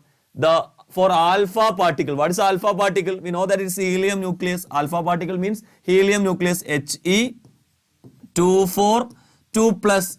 This is actually the alpha particle. What's the charge here? 2 times proton. Proton is positive. It is 2 times proton. Okay. So E by M means 2 times proton. I hope you can follow me. 2 times charge of proton. Okay. 2 times charge of proton. Modulus of E. And what about the mass?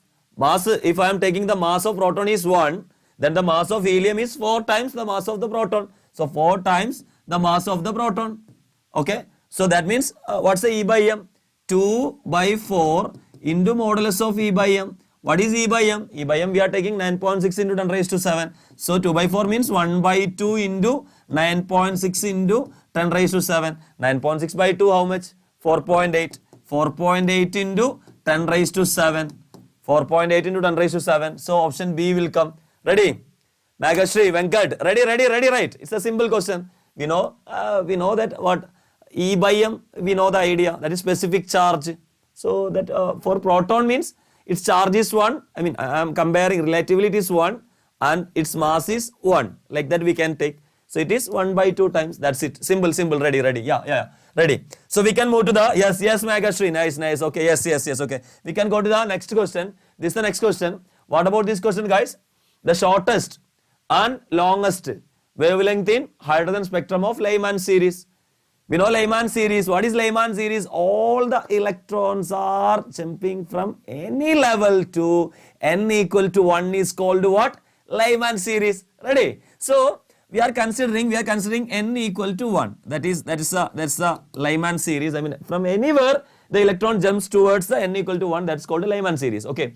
So here they are asking about what? Longest and shortest. So you know the idea. Energy is equal to Hc by lambda. Okay. So if lambda is more means energy will be less. If lambda is less means energy will be more. Both are reciprocal. So we can think about n equal to infinity. From n equal to infinity to n equal to 1, if one electron jump means there will be the maximum energy in Lyman series. Energy maximum. This jumping only the maximum energy they will liberate. That means lambda will be minimum. So from where to where lambda is minimum? From n equal to infinity to n equal to 1. Idea is clear?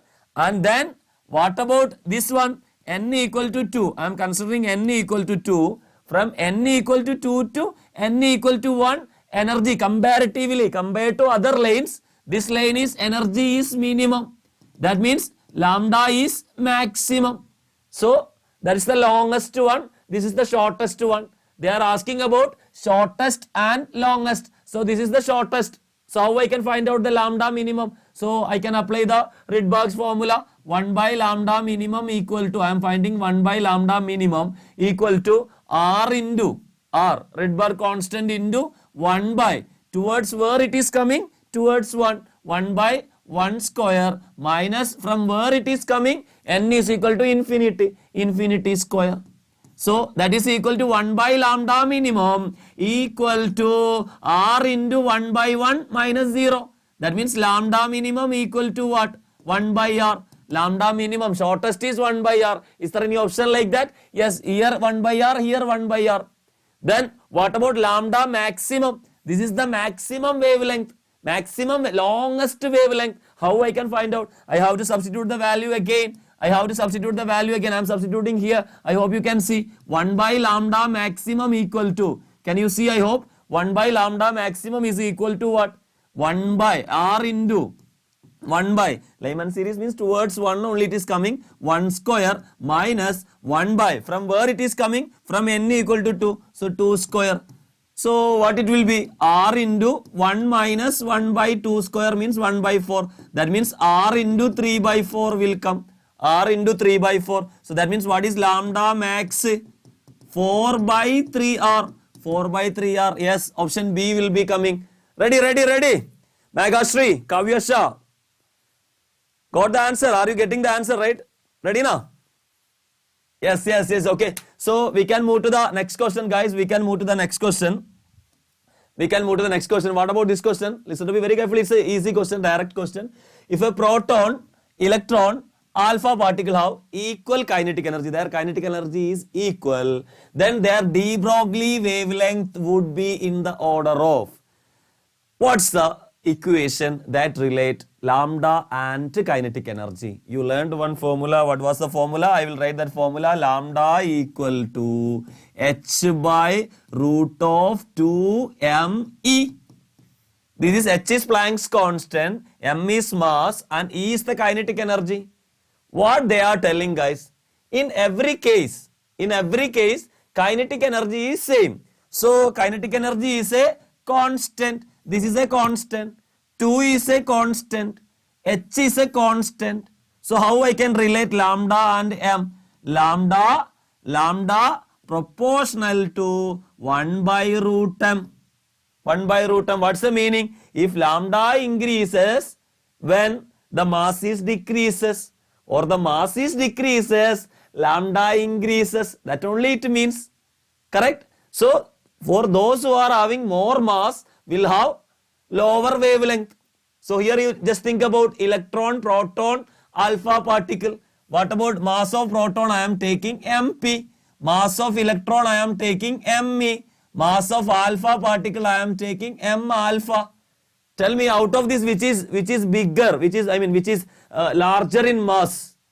That one is m alpha. We told 4 times the mass that of proton, and then mass of proton is around 1840 times than that of electron. So mass of proton is much more greater than mass of electron. We know this idea. Mass of alpha particle is more than mass of proton than mass of electron. Then what will be lambda?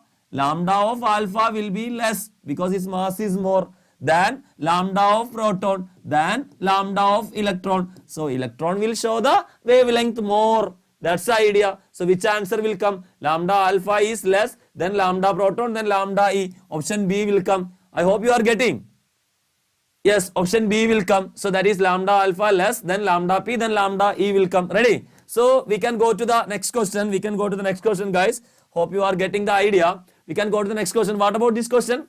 The graph of radial wave function R with the distance R from the nucleus. This is a direct NCERT level question, normal question, okay, direct question from NCERT. They clearly explain. In our class also we explain very clearly. Okay, you learned this idea. What is this? This actually represent oneness. I mean the distance and their probability density function. That only this one, this radial wave function, probability. So the near to the nucleus, this is nucleus here R equal to 0, that is nucleus. In nucleus the probability is maximum. then whenever you are considering the oneness orbital, this is the oneness orbital, okay, this is the oneness orbital, near to nucleus the probability of finding electron is maximum. While we are moving away from it, the probability will decreases. This is oneness, this is correct. In the case of 2s, where the 2s will be there, here only the 2s will be there, you can see, here only the 2s will be there. So what will happen? First it is oneness. So from nucleus to here you are going, first it decreases, it is decreasing and it becomes 0. So that is some point is there, node. Then after that it increases. So that is 2s. Ready? So that's also correct. That's also correct. This is 2p. In the case of 2p also correct. What about 2p? 2p orbital is like this, you know. If you are taking like this or you are taking py, it's up to you. While you are going, what will happen? Initially here it is 0. Here near to the nucleus, the probability of finding electron is 0. And while we are moving from here to here, that is the distance. Distance from the nucleus increases. First increases, then decreases. Here only the maximum will come. Then it decreases. Got my point? So all are correct. So all of this is the correct answer, guys. All of this is the correct answer. A graph, radial wave function with R nucleus, all are correct. So this one you have to remember. This is a direct question from NCERT. You have to remember this idea, how to draw the curve for 1s, how to draw the curve for 2s, how to draw the curve for 2p with respect to, I mean from the nucleus to, while we are moving from nucleus to outside, nucleus to that shell, if you are going, then what will happen to that? What will happen to their probability of finding electron, how it will decrease, whether it decrease or increase, that idea we must have to know. Okay, ready guys? Okay, then we can move to the next question, guys. We can move to the next question. This is another question. What about this question? They are asking the electronic configuration that violate Hund's rule and Aufbau principle. What is Aufbau principle? Aufbau principle is telling like that the filling of electrons in the atomic orbital take place in the increasing order of their energy. So here while we are looking, here this is 1s, 1s or 2s or any s, because one orbital is there. This is some p. Okay, I can take it is 2s, this is 2p. Okay, so what about here? Here after 1s only that 2p is filling. So automatically they are obeying Aufbau principle. They are obeying Aufbau principle. No problem there. Okay, so they are telling violate. So that is not the answer. What about the second one? Here also, here what you are thinking? What about here? Here the thing is that here they are violating Aufbau principle, but they are following which rule? They are following Hund's rule. In one orbit, Hund's rule, what is happening? What is happening here? I'm sorry. Here they are not obeying Hund's rule. What's happening here? Here, what is Hund's rule actually? What is Hund's rule, guys? Hund's rule actually says that, Hund's rule of maximum multiplicity says that the pairing will take place only after they are singly occupied. But the problem is here it is, what is actually happening here? The problem here it is they are obeying Pauli's exclusion principle. Pauli's exclusion principle means the two orbitals are there. Okay, but what we have to expect, one will be in clockwise, the another should be in anti-clockwise. So that's why they are also not obeying that one, but they are obeying the other one. Ready? What about here? What about here? See, here they are obeying what? Here they are obeying what? They are not obeying Aufbau principle. Here they are not obeying Aufbau principle. Okay, correct? Why? Because whenever they are moving from left to right, energy is increasing order only we have to fill it. But before completing this one, they are going to fill here. Then what will be the answer coming, guys? Tell me. Venkat, tell me what's the answer will come. Tell me, come on. I'm waiting. Come on. What's the answer will come? Yeah. Yes, come on. Yeah. So the answer will be C will come. Why? Because here the thing is that here they are not obeying Hund's rule as well as Aufbau principle. But here Hund's rule they are following. Because after filling everything, they are pairing.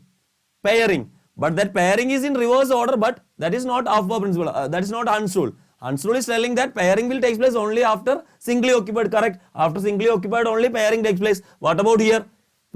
It is not that degenerate orbital is not fully occupied. Before that itself pairing takes place, as well as Aufbau principle, because here they have to fill first. Correct? Ready? So both are violating, so option C will be the correct answer. Ready now? Yes, Kavyesha, yes. So we can move to the next question. This is the next question. What about this question? Here you can see an element has 56 nucleons. What do you mean by nucleons? Nucleons means proton plus neutrons. Okay, proton plus neutron equal to how much? 56.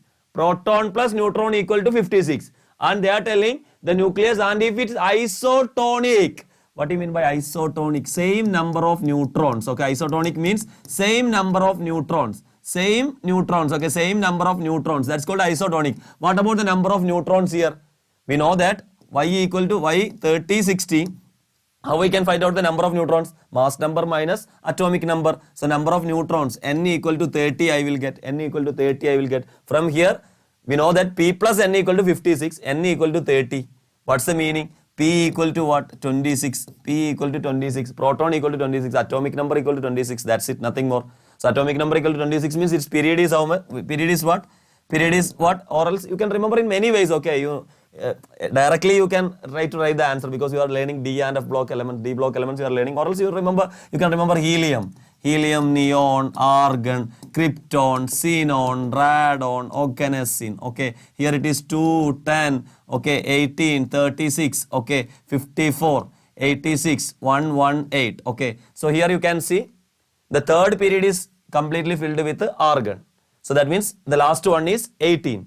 Then after that only fourth period is starting and the last element is 36.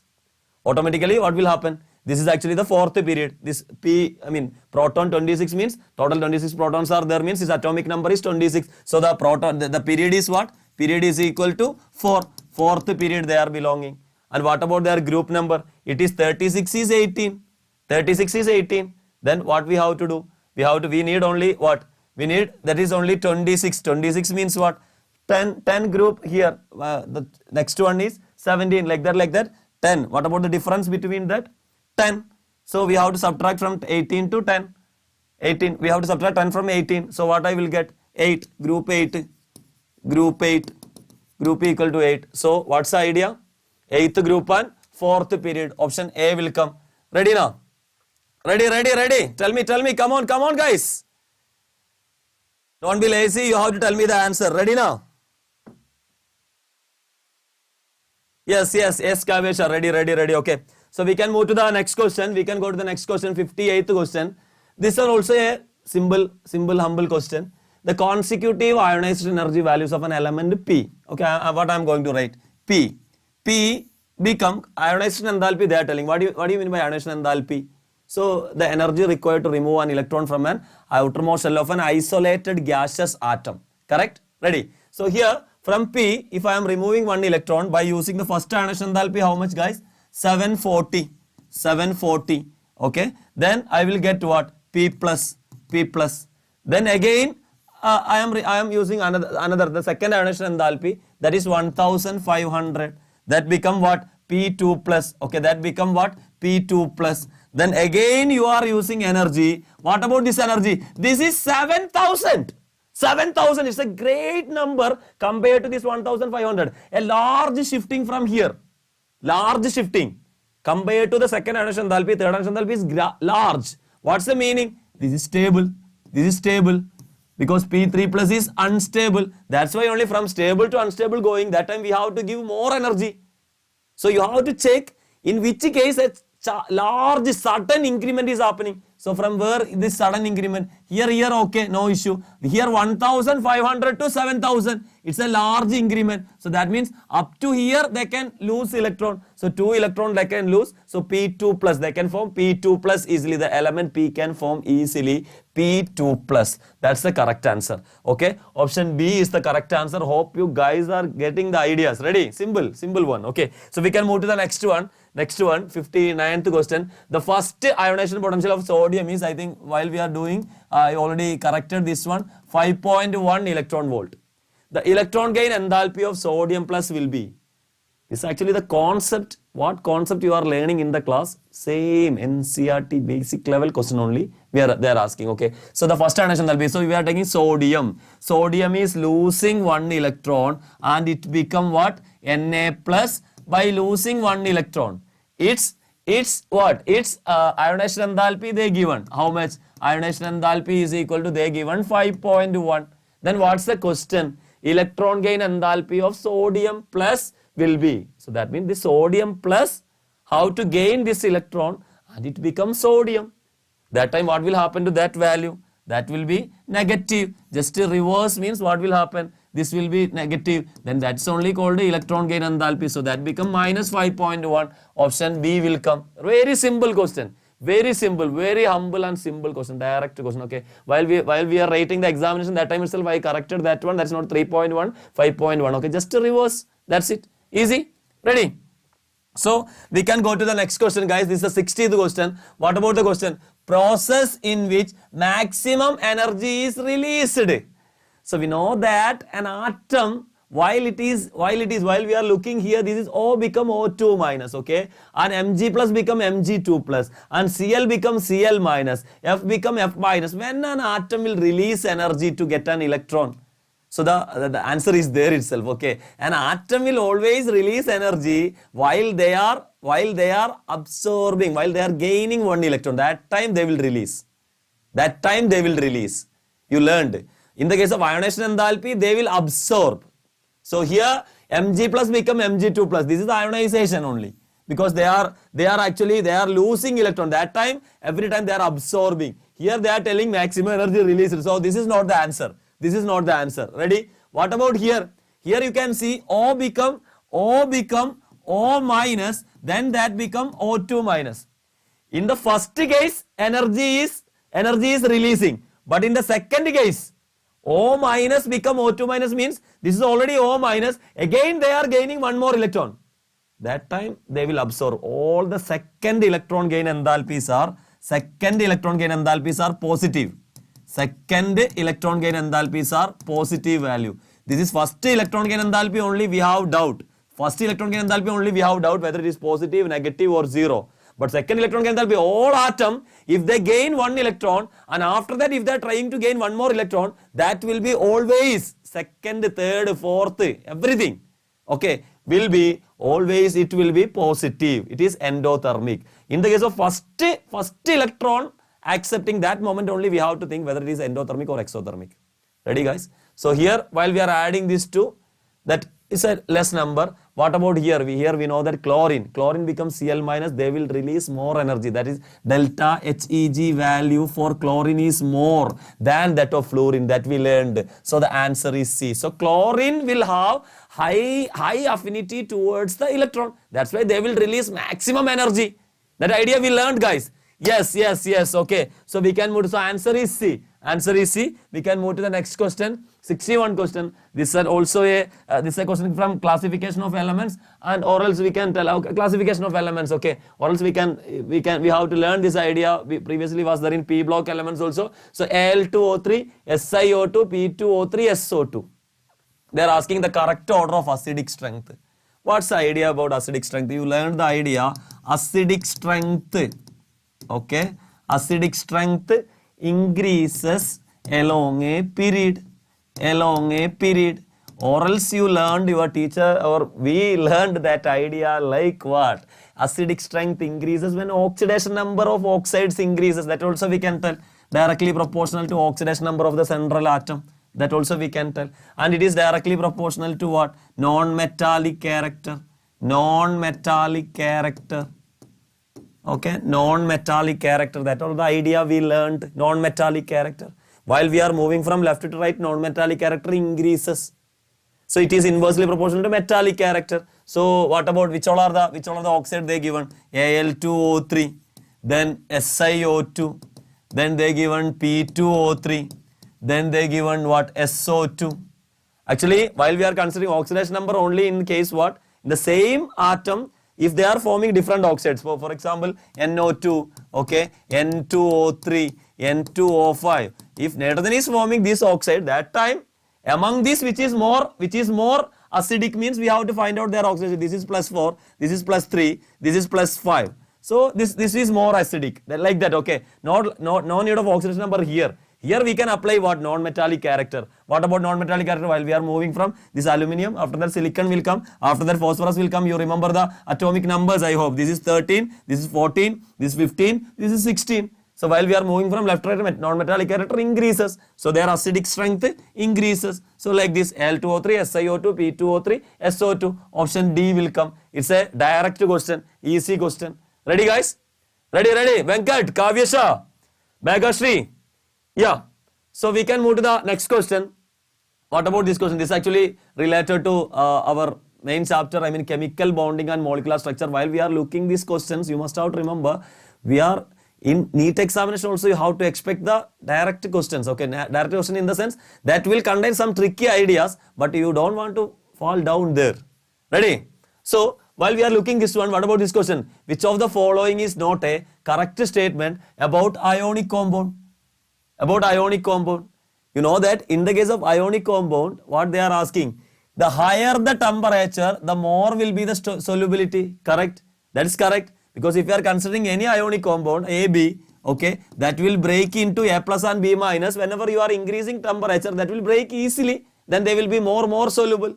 That's correct. That statement is correct. Next one, higher the dielectric constant of the solvent, more the solubility. Dielectric constant means their polarity is increasing, means automatically ionic compounds are polar. So polar, like dissolve, like. So automatically what will happen? High dielectric constant of solvent means, that solvent is more polar. Our ionic compound also polar. So polar like polar. So that statement also correct. Next, the higher the dipole moment of the solvent, more the solubility. Instead of telling dielectric constant is more, instead of telling, we can tell what also? Dipole moment. What is dipole moment? Dipole moment is a method, or it's a quantity used to measure ionic character in a covalent bond. That also represent ionic character. Dipole moment represent ionic character, whether our compound is polar or non-polar. That only we are going to measure. How much polar it is. So dipole moment increases means polarity increases. So what about our, we are having a solute that is also ionic. So that ionic will dissolve in ionic only. So that also correct. That also correct. What about the next one? Higher the lattice energy, more the solubility. No, higher the lattice energy means what? Energy required to break this ionic compound is more. Means it is difficult to break this ionic compound. Automatically the solubility, it won't become soluble. So that's a wrong statement. So our answer is D. They are asking the not a correct statement. So our answer is D. I hope you guys got it. Ready? Yes. Okay. So we can move to the next question. 63rd question. Again, this one they are asking regarding what? Fajans rule. What's the question? Among lithium chloride, beryllium chloride, boron trichloride and CCl4, the covalent bond character or covalent character follows the order. What is Fajans rule, guys? Fajans rule says that Fajans rule actually just opposite to what? Our dipole moment. Dipole moment actually given the idea regarding in a covalent compound, how much polarity is there? Fajans rule actually what they are telling, in a ionic compound, how much covalent character is there? Simple.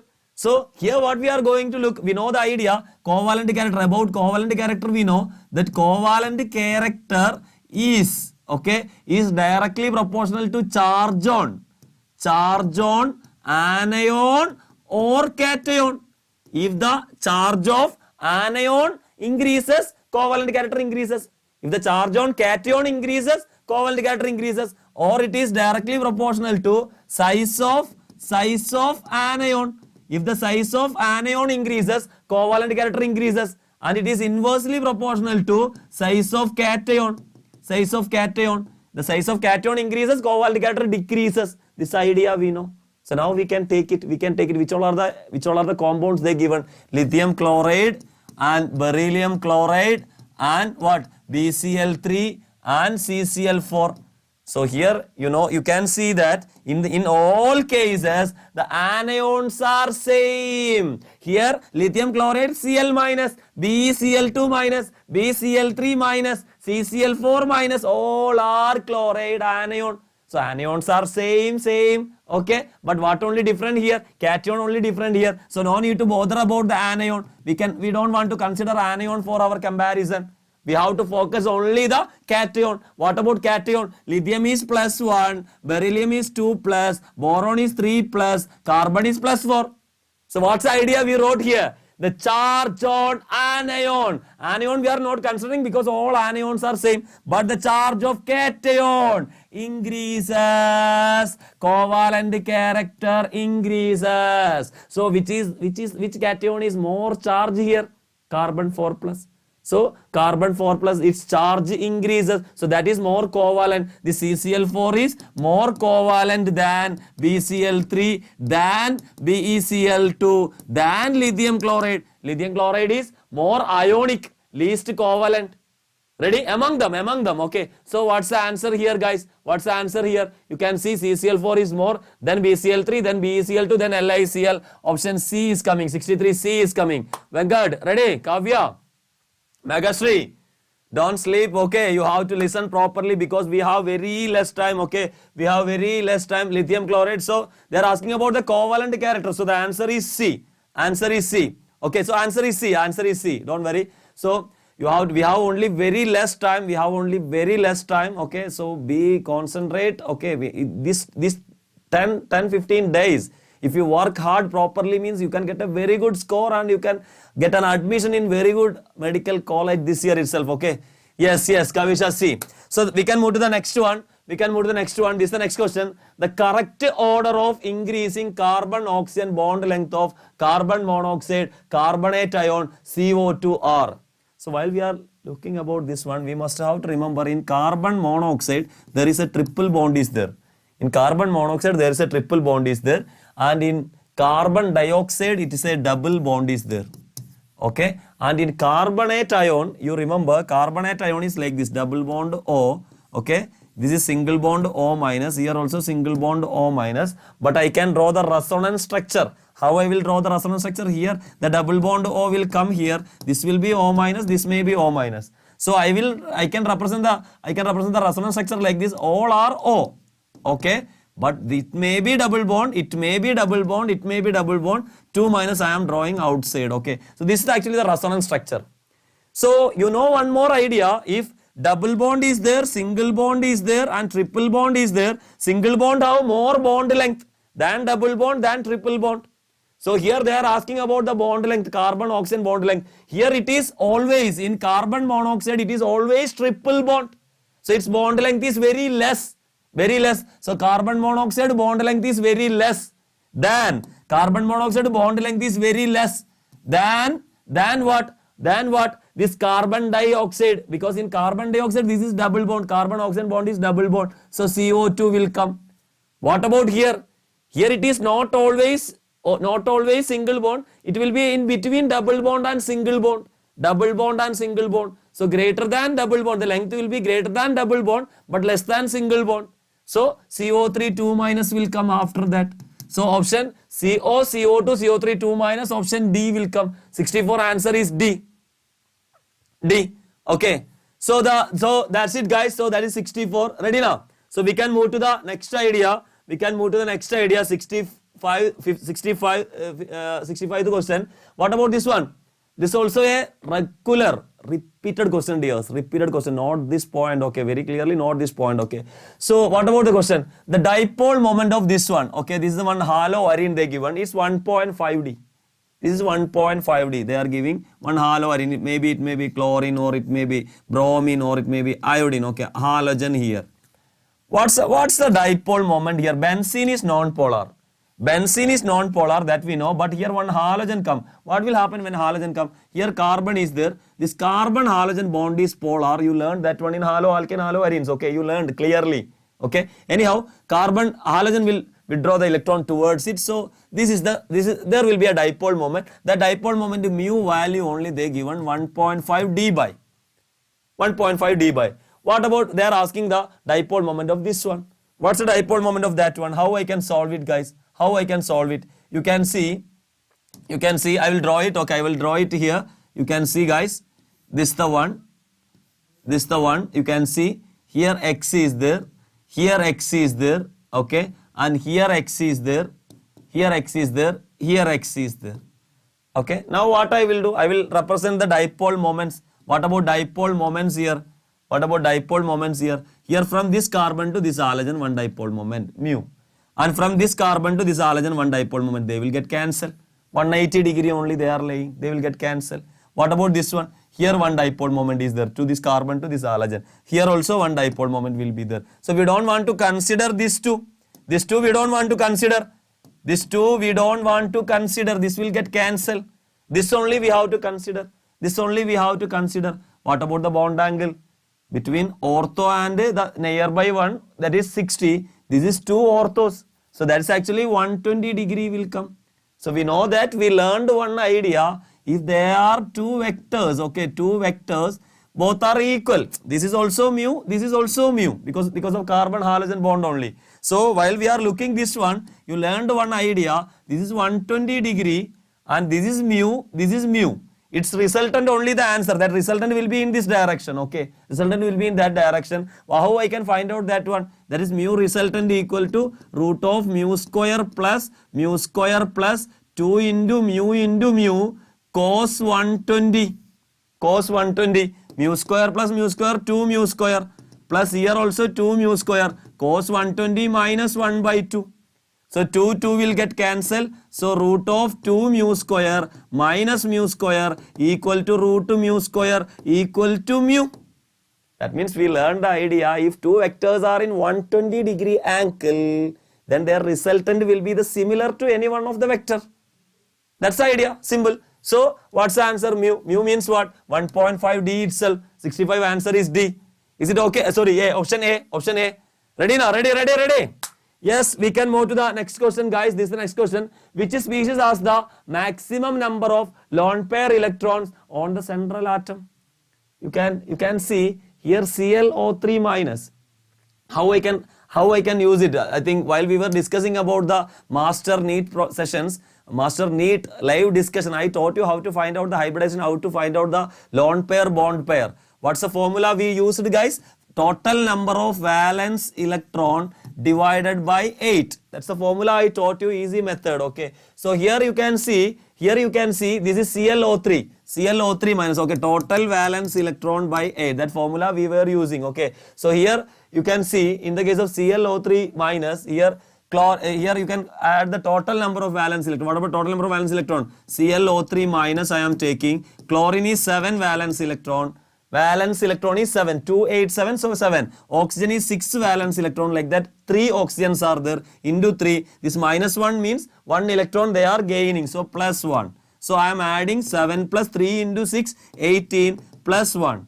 So that means 19 plus 7 means 26. So 26 divided by 8. Meaning how much it is coming? Here you are getting 3 8s are 24. Remainder is 2.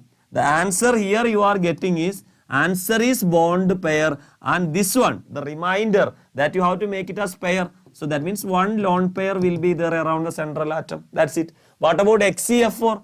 XCF4 you don't want to calculate like that, or else you can calculate and you can think, okay, you can use the logic. That's enough for us. So XCF4, what about XCF4, guys? XCF4.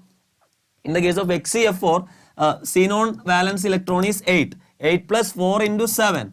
7 valence electron is 7. So 8 plus 4 into 7. 4 into 7 is what? 28. 28. 4 7s are 28. 28 plus 8. That will be 36 is coming. 36. 36 divided by 8 means 4 8s are 32. Remainder is what? 4. Remainder is 4. So 4 bond pair. And this one you have to make it as pair. 2 lone pair.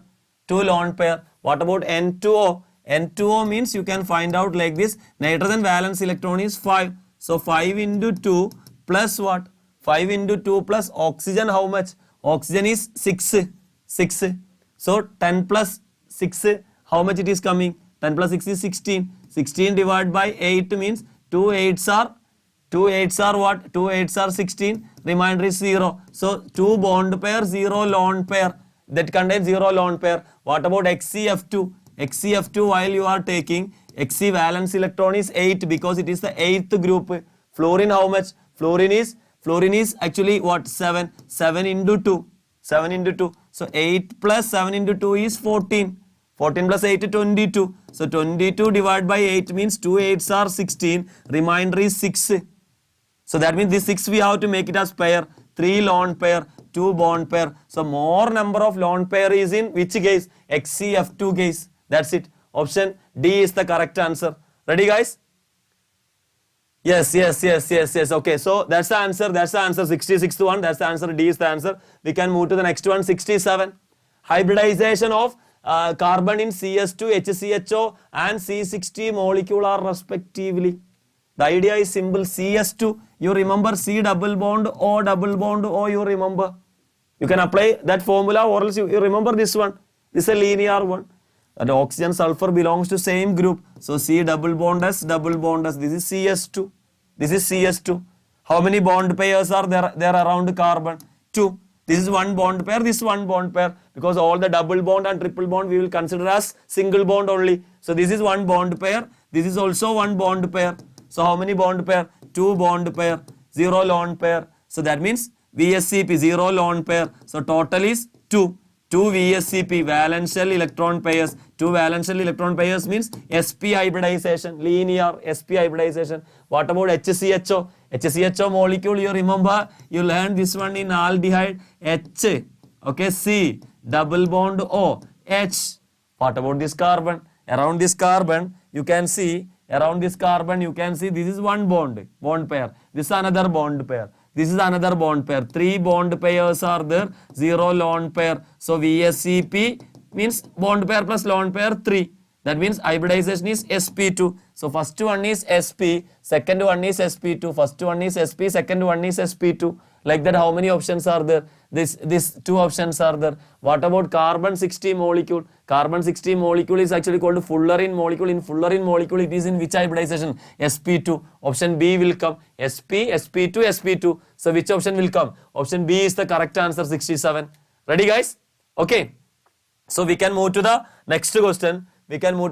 68. While we were discussing about this question during the examination, I taught you this one is CH3 plus. We corrected that one during the examination time. So they are asking which is paramagnetic. I taught you one idea, very simple idea. You just have to count the number of electron. If the number of electron is odd number. If the number of electron is odd number, it will be paramagnetic. If the number of electron is even number, you know how to count the number of electron. Even number, it is diamagnetic. That's all. It is diamagnetic. Except two ideas I taught you. That is one 10 as well as 16. 10 and 16 electron comes means that is even number, but they are what? Paramagnetic. That idea we discussed. What about here? O2 minus.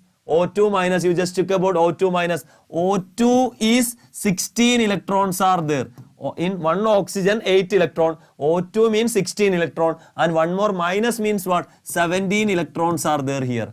What about CH3 plus? CH3 plus means what, guys? Carbon, CH3 plus. I will write here. You can see carbon means how many electrons are there? 6 electron. 6 electrons are there. Okay. And plus 3 hydrogen. Hydrogen, how many electrons are there? Hydrogen, 1 electron. 3 hydrogen means 6 plus 3.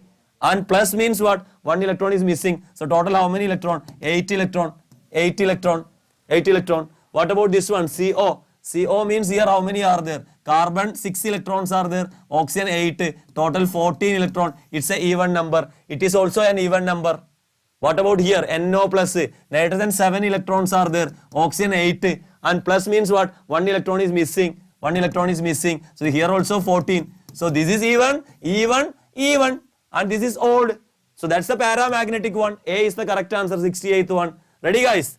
Simple and humble questions. Okay, simple and humble question. Very easily you can solve it. You have to focus. Guys. Okay? So the such kind of same kind of question you can expect in NEET also. That time you have to use logic. Many times we told in the class, many times we discussed in the class, you have to use your logic. It is not hard. It is easy. But you have to use your common sense. Okay, guys? Ready? We can move to the next question. We will make it, guys. We will make it. Okay, don't worry. Okay, so we will make it. So next one, 69. Okay, 69. What about this question? Heat absorbed by a system in going through a cyclic process shown in figure is. You know that they given a PV diagram. What diagram? PV diagram or VP diagram they given. So we know that they are asking about the heat absorbed. Heat absorbed is nothing. It's the work done. Because it is a cyclic process. So heat absorbed is nothing. Delta U equal to what? 0. delta U equal to change in energy equal to 0 because it's a cyclic process. For cyclic process, delta U equal to 0. We know that delta U equal to Q plus W. Okay, that we know according to first law of thermodynamics. This is equal to 0. So Q plus W. So Q equal to what? Minus W. Minus W. So this one, if it is PV diagram means that will be minus because we are taking VP. So minus minus become plus. So that means we have to find out the area. So what's the area? Work done in PV diagram you learned in physics also. That is area. Area. What's the area of this one? It's a circle. It's a circle. What's the area of this circle? You can see. You can see this is a circle because here it crosses and here it crosses. You can see here it is actually 10 to 30. That means it is 20. This diameter is 20. This diameter also 20. So that's why it is circle. If any diameter is changing means this diameter 20 and this diameter is something different means that will be ellipse. That time you have to use the formula for the ellipse. Here we have to use the formula for what? The area of the circle. What's the area of the circle? We know the formula. Area of the circle. As 6th standard students know the area of the formula. Area of the circle formula. They know. What's the formula? Pi r square. Pi r square. So pi into what is radius? Here it is 10 to 30. So that is 20 is the diameter. Radius is what? Radius is 10. 10 square. So 10 square pi. Don't wait. Don't be hurry. Okay. Answer is there. C. Don't choose it. Okay. Here the unit we have to look. Liter bar. Liter bar. But what they are telling? They are telling the answer in joule. Joule. Joule. Okay, don't forget the idea. They given it in liter bar, but the option it is in joule. I taught you that idea very clearly. 1 liter bar equal to approximately 100 joule. 100 joule. So you have to multiply this one with 100 again. So 10 square pi into 100 joule. So that means 10 raised to 4 pi joule. 10 raised to 4 pi joule. So what's the option? Option D will coming. Ready? Ready? Okay. So we can move to the next question, guys. We can move to the next question. 70th question. It's a thermodynamic. It's easy question. This one we did it in the class itself. I hope you remember. Carbon diamond plus oxygen gives CO2 plus delta H value they given. Then they are asking two things they given. They are asking carbon diamond become carbon graphite. So I will choose. Is there any equation containing carbon diamond? Yes. And there carbon diamond is in left hand side also. So that equation I am taking. Carbon diamond is there. Carbon diamond is there. Okay. That plus oxygen gas.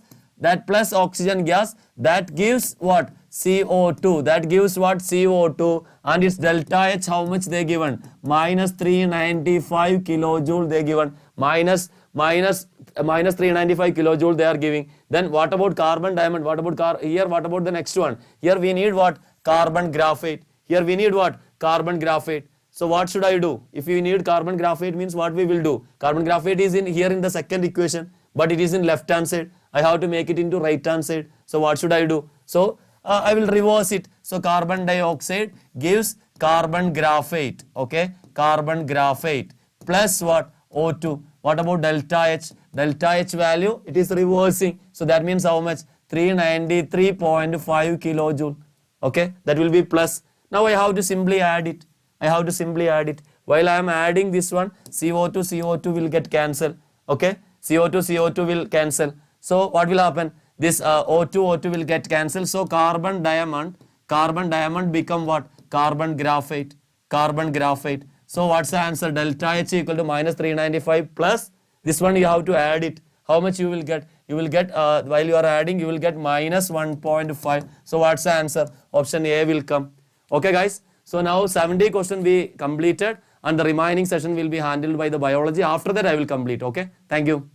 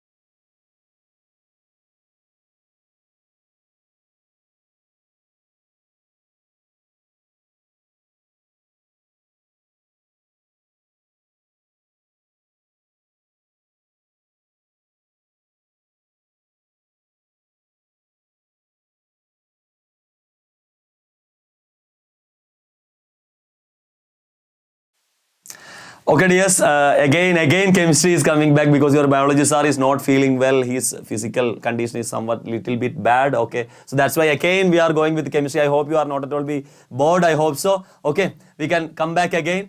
Biology sir, most probably he will take the class tomorrow. I mean, the questions discussion will be tomorrow because he is not at all be okay. So don't worry, guys. We have to finish our chemistry. Ready now? So we can move to the next question, guys. We can move to the next question. This is the next question. What's the next question?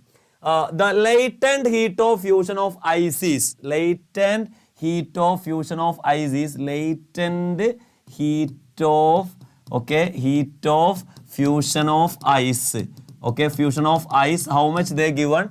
That is given 8 kilojoule per mole. Okay, 8 kilojoule per mole they given, and they are asking calculate the entropy change in the fusion of ice. First of all, we must have to remember all the answers are given in terms of not in moles, per kilogram. So we have to convert in terms of gram. So this is actually they are telling what's the meaning of this one. 1 mole water, okay, 1 mole water liquid, you are converting it into 1 mole H2O gas, okay.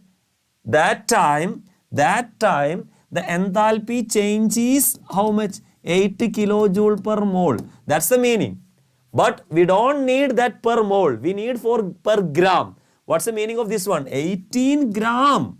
18 gram water releasing or they are absorbing 8 kilojoule per mole. Okay, 8 kilojoule. Therefore, 1 gram will absorb how much? 1 gram will absorb 8 divided by 18. This much kilojoule. Okay, this much kilojoule per gram will come now. Per gram, kilojoule per gram will come. Okay, ready? Kilojoule per gram will come. Now, what's the question? Calculate the entropy change. What is entropy change? Delta S equal to what? Delta H by T. What is delta H? 8 by 18. 8 by 18 into that. I am converting it into kilojoule. I am converting it into joule. So 10 raised to 3 joule per gram divided by temperature. How much? Temperature is 273. 273 means 0 degrees Celsius. That is 273. So while you are dividing this one, this will be 1 by, that means 8 means 4 by 9 into 273 into 10 raised to 3 will come. 10 raised to 3 will come. That means 4000 divided by 9 into 273 will come. Okay, 4000 by 9 into 273. What about 9 into 300? This is somewhat 9 into 3000 means 2700 will come. This is 4000. Okay, this means 273 is there. So that means approximately 2 times it will come. So that means nearby 2 times. That's the answer is 1.62 will come. Only purely mathematical. 1.62 joule Kelvin inverse, gram inverse will come. Only you have to remember the option is in per gram. So you have to convert it into per gram. That's all. Ready, guys? Venkat. Ready now? Okay. So answer is what? Answer is B. So we can move to the next question, guys. 72 question. This is a question we already discussed during our normal class level discussion time. We discussed already the standard entropy of X2, Y2, XY3 are 60, 40, 50. Joule Kelvin inverse, mole inverse respectively for the reaction. For the reaction, what's the reaction? Half X2 plus 3 by 2 Y2 gives XY3. Okay. Then delta is also they given. They are asking about the equilibrium temperature. What is equilibrium temperature? We know that delta G equal to delta H minus T delta S.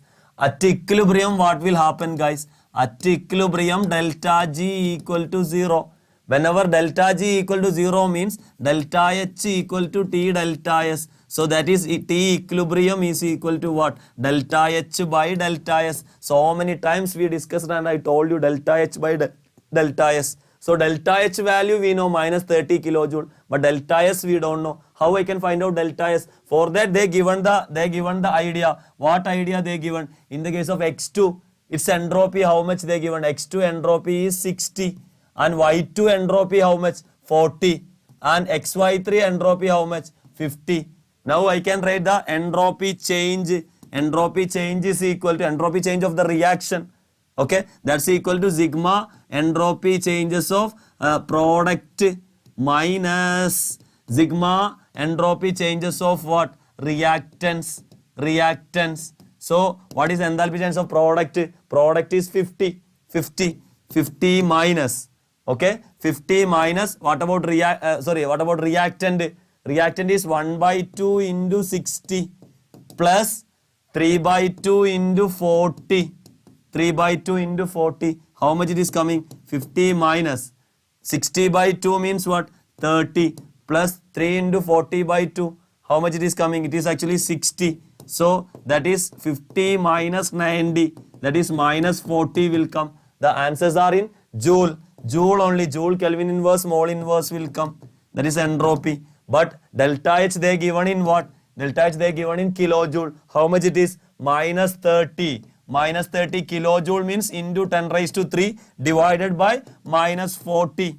So minus will get cancelled. So remaining is what? 3 by 4 into 10 raised to 3 means what? 750 Kelvin. So option D will come. Option D will come.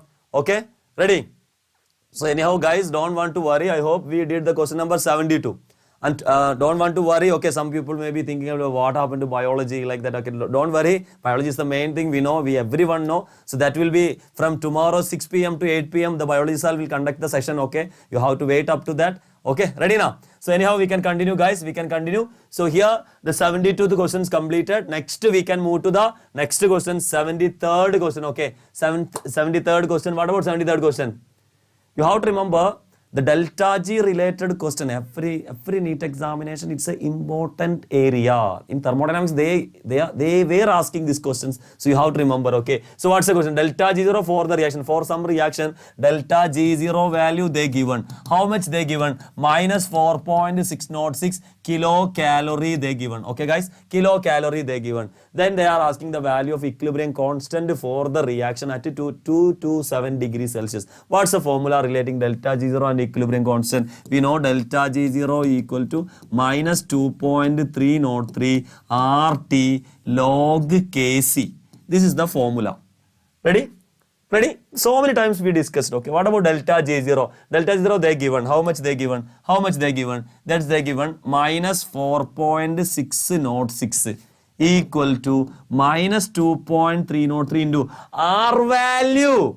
You learned many times, you learned guys, that's equal to 8.314 joule Kelvin inverse mole inverse. But here they given in calorie, so they given R equal to how much? In question they given 2 calorie Kelvin inverse mole inverse. But here you took kilocalorie. So here you took kilocalorie. Either you can convert here, or what I'm going to do, I'm going to take okay, here I will convert. Okay, no need of confusion. Here this is they given in kilocalorie. So I am multiplying minus 4.606 into 10 raised to 3. Okay, to avoid confusion, I am multiplying here itself.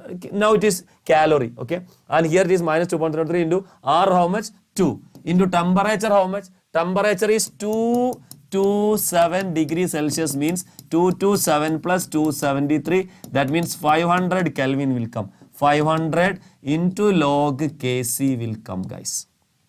So which all are the things I can cancel? You tell me. Negative I can cancel. Negative I can cancel. Then 10 raised to 3, 10 raised to 3. This is 1000, this is 1000. Both I can cancel. And that 2.03 come here.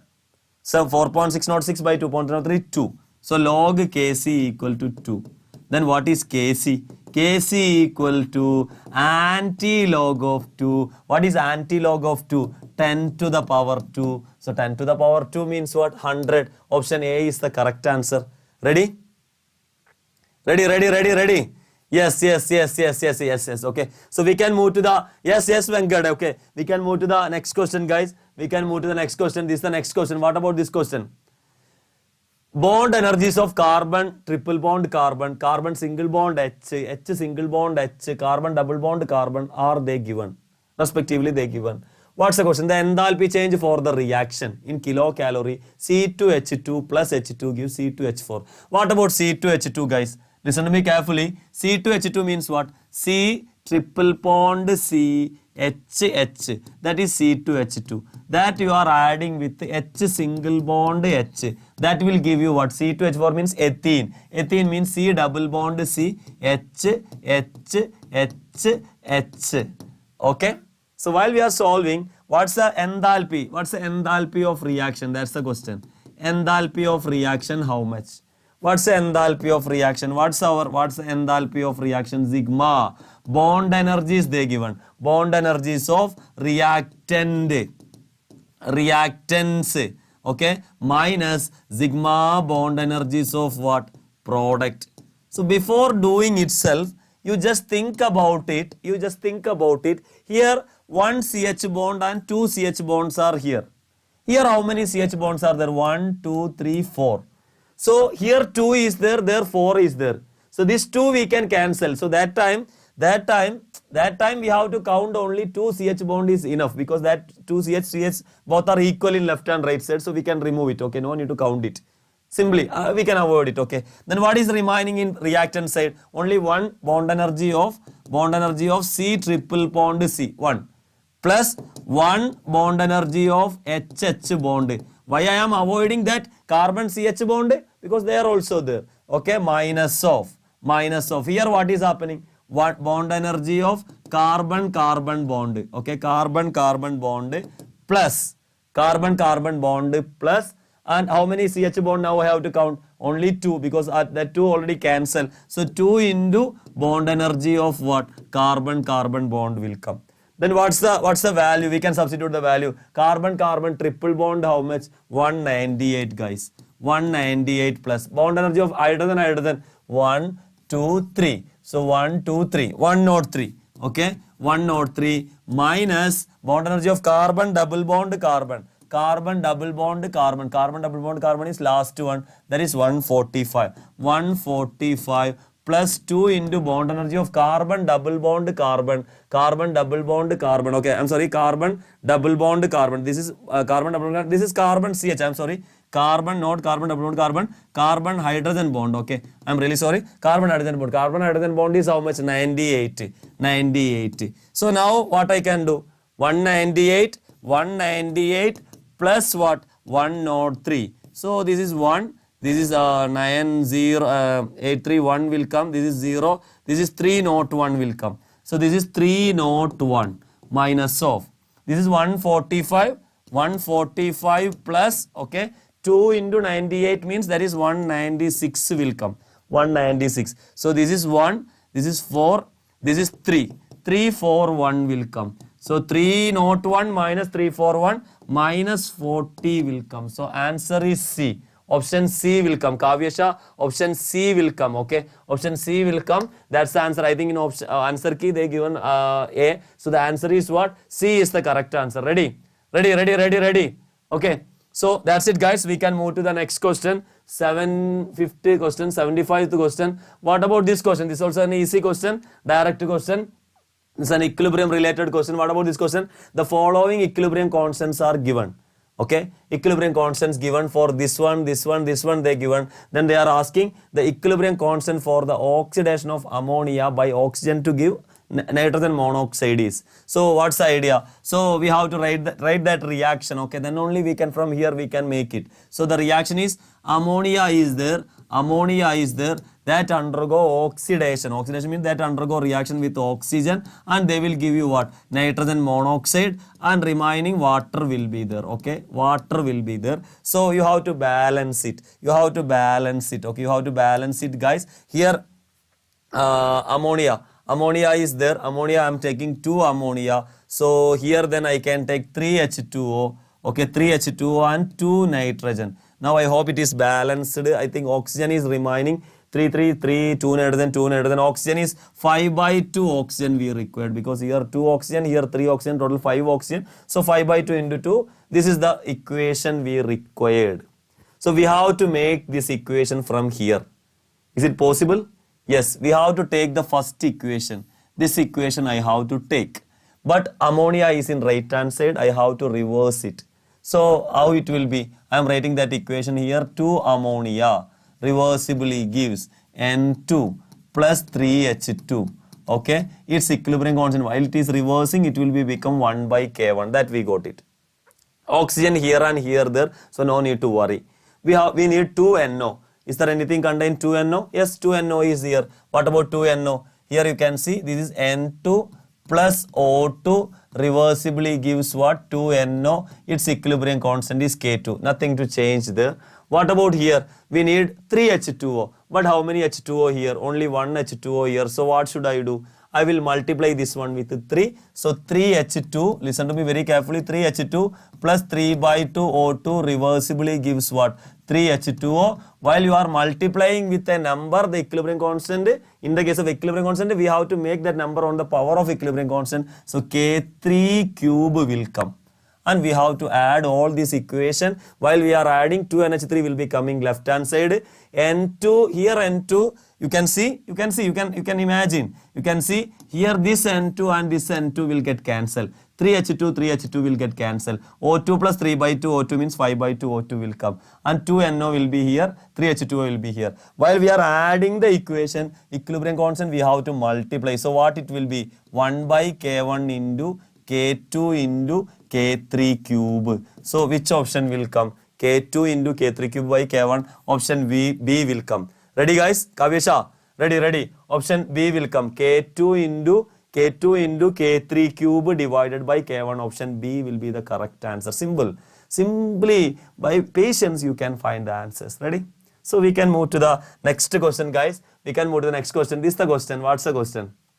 You are going to mix equal volume of 0.1 molar. Okay, listen to me. 0.1 molar potassium hydroxide. You are to suppose it is to be V, volume V. And 1.1 molar sulfuric acid. 0.1 molar H2SO4. Its volume also what? V. I taught you very clearly one idea in the class. You have to find out number of millimole equivalent. Here this is a base. So NB into VB. NB into VB. Normality into VB. What about here? Here they given molarity. How I can convert it into normality? I have to multiply that 0.1 molar into its N factor. What's N factor for KOH? It is 1 because it can donate only 1 OH minus, so 1, that is N factor, into its volume is V. So that means it is 0.1 V. That's the number of millimole equivalent of base. Ready now? What about here? Here while we are finding the number of millimole equivalent of acid NaVa. What's the normality? Molarity is 0.1. So 0.1 into its N factor is 2 because H2SO4 can donate 2H plus. So that's why its N factor is how much? 2. So 2 into V. So this is 0.2 V. So what's the meaning? While you are mixing, its number of millimole equivalent is 0.1 V. Its number of millimole equivalent is 0.2 V. So while you are mixing, they will react and the remaining will be here 0.1 V number of millimole equivalent of base react with only 0.1 V number of millimole equivalent of acid. So here 0.1 V number of millimole equivalent of acid will be remains there. Only half only will react with this one. That's enough to neutralize this one. So remaining is half. So automatically that net mixture will be, here you can see NaVa is greater than what? NbVb. Meaning what? pH less than 7. It is acidic.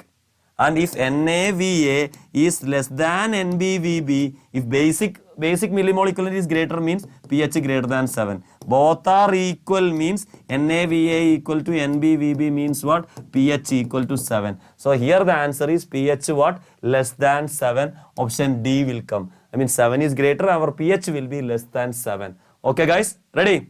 Ready. So we can move to the next question, 77th question. What about this question?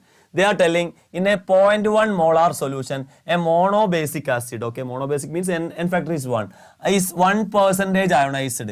And the ionization constant of acid is, what's the formula of ionization constant? Ka. Ka equal to C alpha square. This is the formula. Or else you remember alpha equal to root Ka by C. From that only you can square it and you can take that C. That's it. That is C alpha square. What's the concentration? Concentration is monobasic, so you can directly take it. Molarity, normality you can take it because molarity and normality are same. So actually you have to take, every time you have to take normality, but here monobasic they are telling. So that time monobasic means normality as well as molarity are same. So here it is 0.1 into what is alpha? Degree of dissociation. Instead of alpha they are telling 1% ionized. 1% means 1 by 100. 1 by 100. So 1 by 100 all square. 1 by 100 whole square. So that means 0.1 means 10 raised to minus 1 divided by 10 square whole square means 10 raised to 4, meaning 10 raised to minus 5 will come. Is there any option? Yes! Option C is the correct answer, guys. Option C is the correct answer. Ready? So option C. I hope you are watching my video with that much seriousness. Okay, we are not at all discussing anything. We are only telling the chemistry. I hope you are watching it very carefully, because I know that you are eager to wait to know the answers, and you are eager to wait how it is coming. Okay, I know that, but it is easy. While I am explaining, it's easy, right? Venkat, Kavi, Magashri, is it easy, right? Those who are listening, those who are watching, please comment it. That's the energy.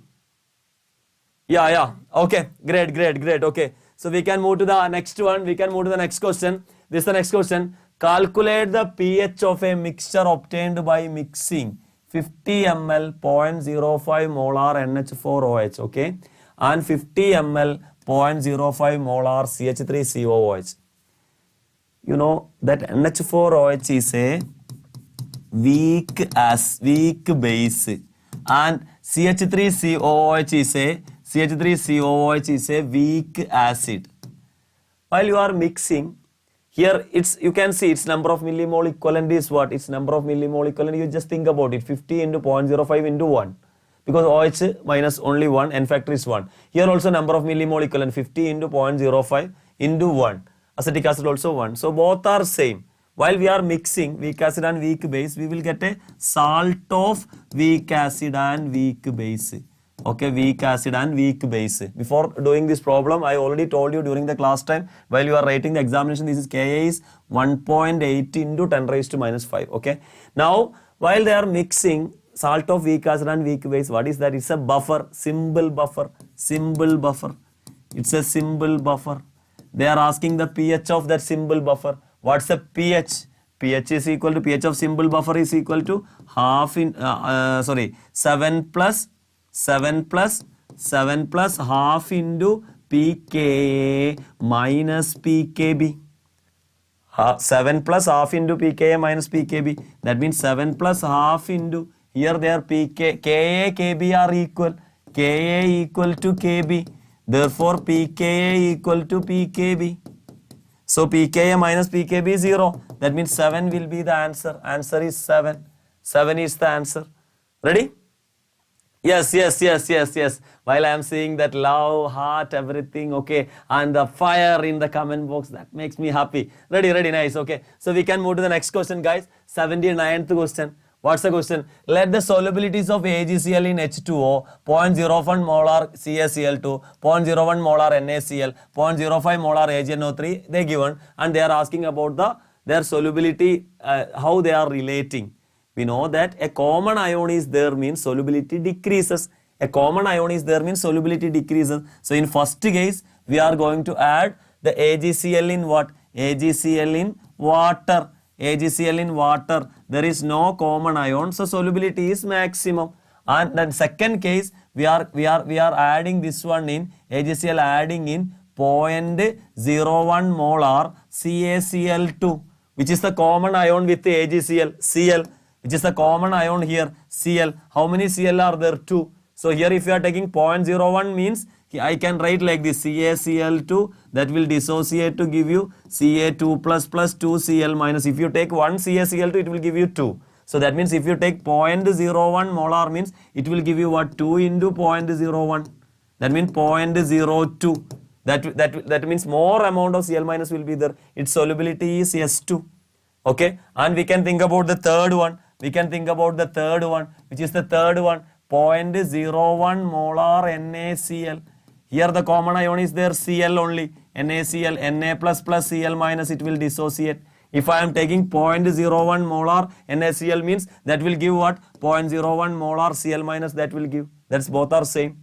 Because one NaCl can give 1 Cl minus, that's same. But what about here? 1 CaCl2 can give what? 2 Cl minus. 1 second, guys. 1 second.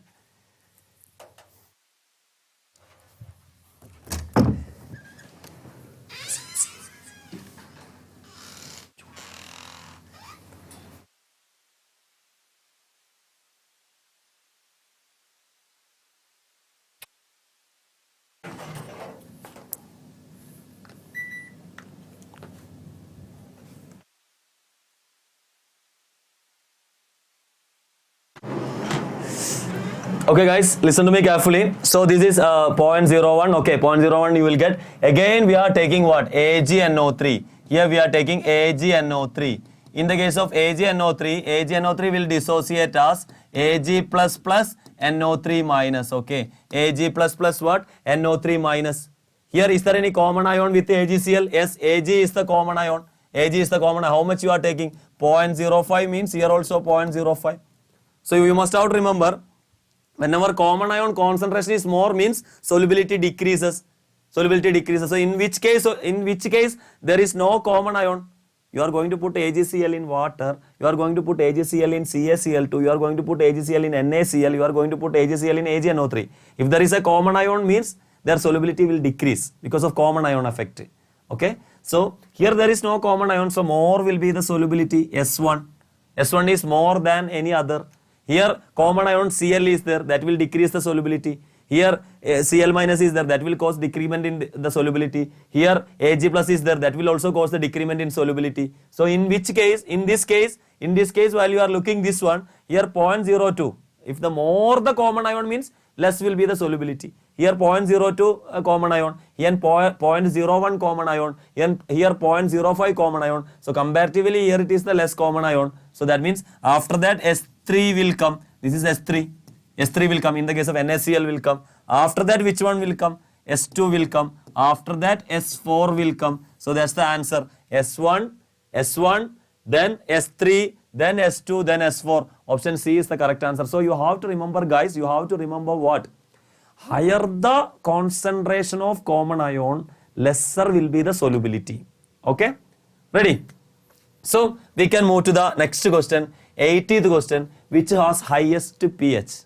It's an easy one. You know, zinc sulfate. Okay? Zinc sulfate. It is formed from zinc hydroxide and H2SO4. So it is a weak base and it is a strong acid. So of course it is acidic, pH less than 7. Okay. What about Na2CO3? Na2CO3 meaning while you are taking this Na2 coming from NaOH. It is a strong base. Okay. And CO3 coming from H2CO3. H2CO3 is a weak acid. While we are mixing, it is basic, so pH is greater than 7. What about this one, NH4Cl? NH4Cl means this is actually made up of from NH4OH. What is NH4OH? NH4OH is a weak base. And what about Cl? From HCl, it is a strong acid. So that mixture, that salt is acidic. So its pH is less than 7. What about the last one? NaNO3. Na coming from NaOH. And NO3 coming from where? HNO3. HNO3, both are strong, so their pH will be 7. So which is having more pH? pH greater than 7, basic salt. So that is B is the correct answer, 80th one. Ready guys? Ready. Okay, so we can move to the next one. The next question is a previous question. The bleaching powder, the oxidation state of chlorine is. What is bleaching powder? Bleaching powder is CaOCl2. CaOCl2. In bleaching powder, you have to remember calcium oxidation state is +2. That is in connection with OCl minus as well as Cl minus. This is only this all together. Two types of ions are there. OCl minus is there and Cl minus. Two types of anions are there. What's the oxidation state? Here you can see this chlorine is -1. And this oxygen is -2, this oxygen is -2, this chlorine is +1. So -2 + 1, -1 will come. So one chlorine is in +1, one chlorine is in -1, +1 and -1. Option C is the correct answer. Ready guys? Simple. This one we discussed many times. Okay. Next we can go to the next question. This is the next question. We have to connect them. How we can connect them? Ammonia is there. In ammonia, you know, nitrogen is in -3 oxidation state. Which oxidation state? -3 oxidation state. It is the minimum oxidation state of nitrogen. We know that the minimum oxidation state of an atom is group number -8. Group number -8. In the case of nitrogen is group number is 5. I mean 5A according to Mendeleev. 5 minus 8 means -3. It is the minimum. This cannot reduce further. It can only increase. It cannot reduce further. It can only increase its oxidation state. So it will only undergo oxidation. So it can act as a reducing agent alone. So NH3 we can connect with 4. That only possible. It cannot reduce further. Okay? It can only oxidize. So we can connect A with 4. We can check it A4, A4. So 2 options we removed. Fine, finish. What about KMnO4? In the case of KMnO4, we know we learned many times. Okay, regarding KMnO4, obviously questions will be there. Okay, KMnO4 oxidation state of manganese is +7. That's the maximum oxidation state of manganese. It cannot increase further. It can only reduce. So reduce means it can only undergo reduction. So it can act as an oxidizing agent. You learned it's a powerful oxidizing agent. So it can, KMnO4 can only act as what? Oxidant. B1. So kitty, we got the idea what? C. C is the correct answer. Ready guys? Ready? Yes. Okay, correct. So C is the correct answer. We can move to the next one. No need to do the remaining. We can directly go the next one. 83rd one. It's a common question in examination, okay, especially from redox reaction. While we are looking this question, they are asking the X, Y, Z respectively are. They are simply given. So we can substitute from the options. That's easy. So I am having XCrO4 2 minus plus YH plus ZH2O2 gives CrO5 plus H2O. That right hand side we can add how many we require that we can add. But here X, Y, Z, what's the value we can give? What about the first one? First case we can give 1, 1, 1. Is it possible? 1 chromium. Okay, fine, no problem. 1 hydrogen, but there is 1 hydrogen plus here 2 hydrogen, 3 hydrogen are there, but there is only 2 hydrogen. So I cannot make it perfect. Okay, that's not possible. So that's not the answer. What about the second case? I am substituting. What about the second case? I am substituting 1 here, 2 here, 2 here. Is it possible? So 1 Cr, 1 Cr. Okay. Then 2 hydrogen, 4 hydrogen. So I can write here 2 hydrogen. So 4 hydrogen I got. What about oxygen? Oxygen is 2 into 2, 4 is coming. 2 into 2, 4 is coming. And here also 4 is coming. 8 is coming. Okay. How much is coming? 8 is coming. So here 2 and here 2. So how much is coming? There also how much is coming? 8 is coming. So what's the answer will come? 1, 2, 2 will come. 1, 2, 2 will come. Okay, 1, 2, 2 will come. So that's the answer for that one. B is the correct one while we are substituting from the option. We got the answer. Okay, so we can move to the next question, guys. This is the next question. What's the next question? Heterocyclic aromatic compound among the following is. What do you mean by heterocyclic? Heterocyclic means in the cycle other than carbon atom should come. This is heterocyclic. This is heterocyclic. This is heterocyclic. This is not heterocyclic. This is homocyclic because everywhere carbon only. Here carbon, here carbon. This is phenol. Here carbon. So this is not the answer. We can eliminate that one. Then they are asking aromatic. Aromatic means conjugated dienes should be there. Here there is no conjugation. Alternative double bond is not there. Here also not there. So this is the answer. Let's see. Let's check it. Is it aromatic? Let's check it. Yes, here double bond is there, here double bond is there. In sulfur, lone pair is there. That lone pair can participate in bonding. This can shift it like this. Resonance. In resonance, they can participate. So how many electrons are participating? This 2, this 2, this 2. So total 6 electrons are participating. 6 pi electrons means they are obeying 4n plus 2 rule. 4n plus 2 equal to 6, 4n equal to 4, n equal to 1. They are obeying Huckel's rule. So that's the answer. C is the correct answer. Ready? Yeah, simple one. We can move to the next one, 85th one, the correct IUPAC name. This is an important question. You have to remember very clearly while we are naming this compound, okay. While we are naming this compound, this chlorine, bromine, etc. are. Halogens are always come as what? Prefix. I mean before the word root only it will come. So we have to give the high priority to double bond rather than triple bond, you learned. So we have to start the numbering from here. Because if I start from here only, then triple bond will get the least number. If I am starting from here means it will come like this, means that triple bond will get more number. The first priority double bond, then triple bond. So then 1, 2, then 3, then 4, then 5, then 6 will come. Now I have to tell the name. While I am telling name, alphabetical order in the case of prefix. Bromine is there, chlorine is there. Which one I have to tell first? Bromine. Because alphabetically bromine will come first, then only chlorine will come. So what's the answer? 5 bromo, 5 bromo, 6 chloro, 6 chloro. Okay, 5 bromo, 6 chloro. You can check it. Is there any option? Yeah, only one option. 5 bromo, 6 chloro. Okay, 6 chloro. Then what is this? This is cyclohex. So cyclohex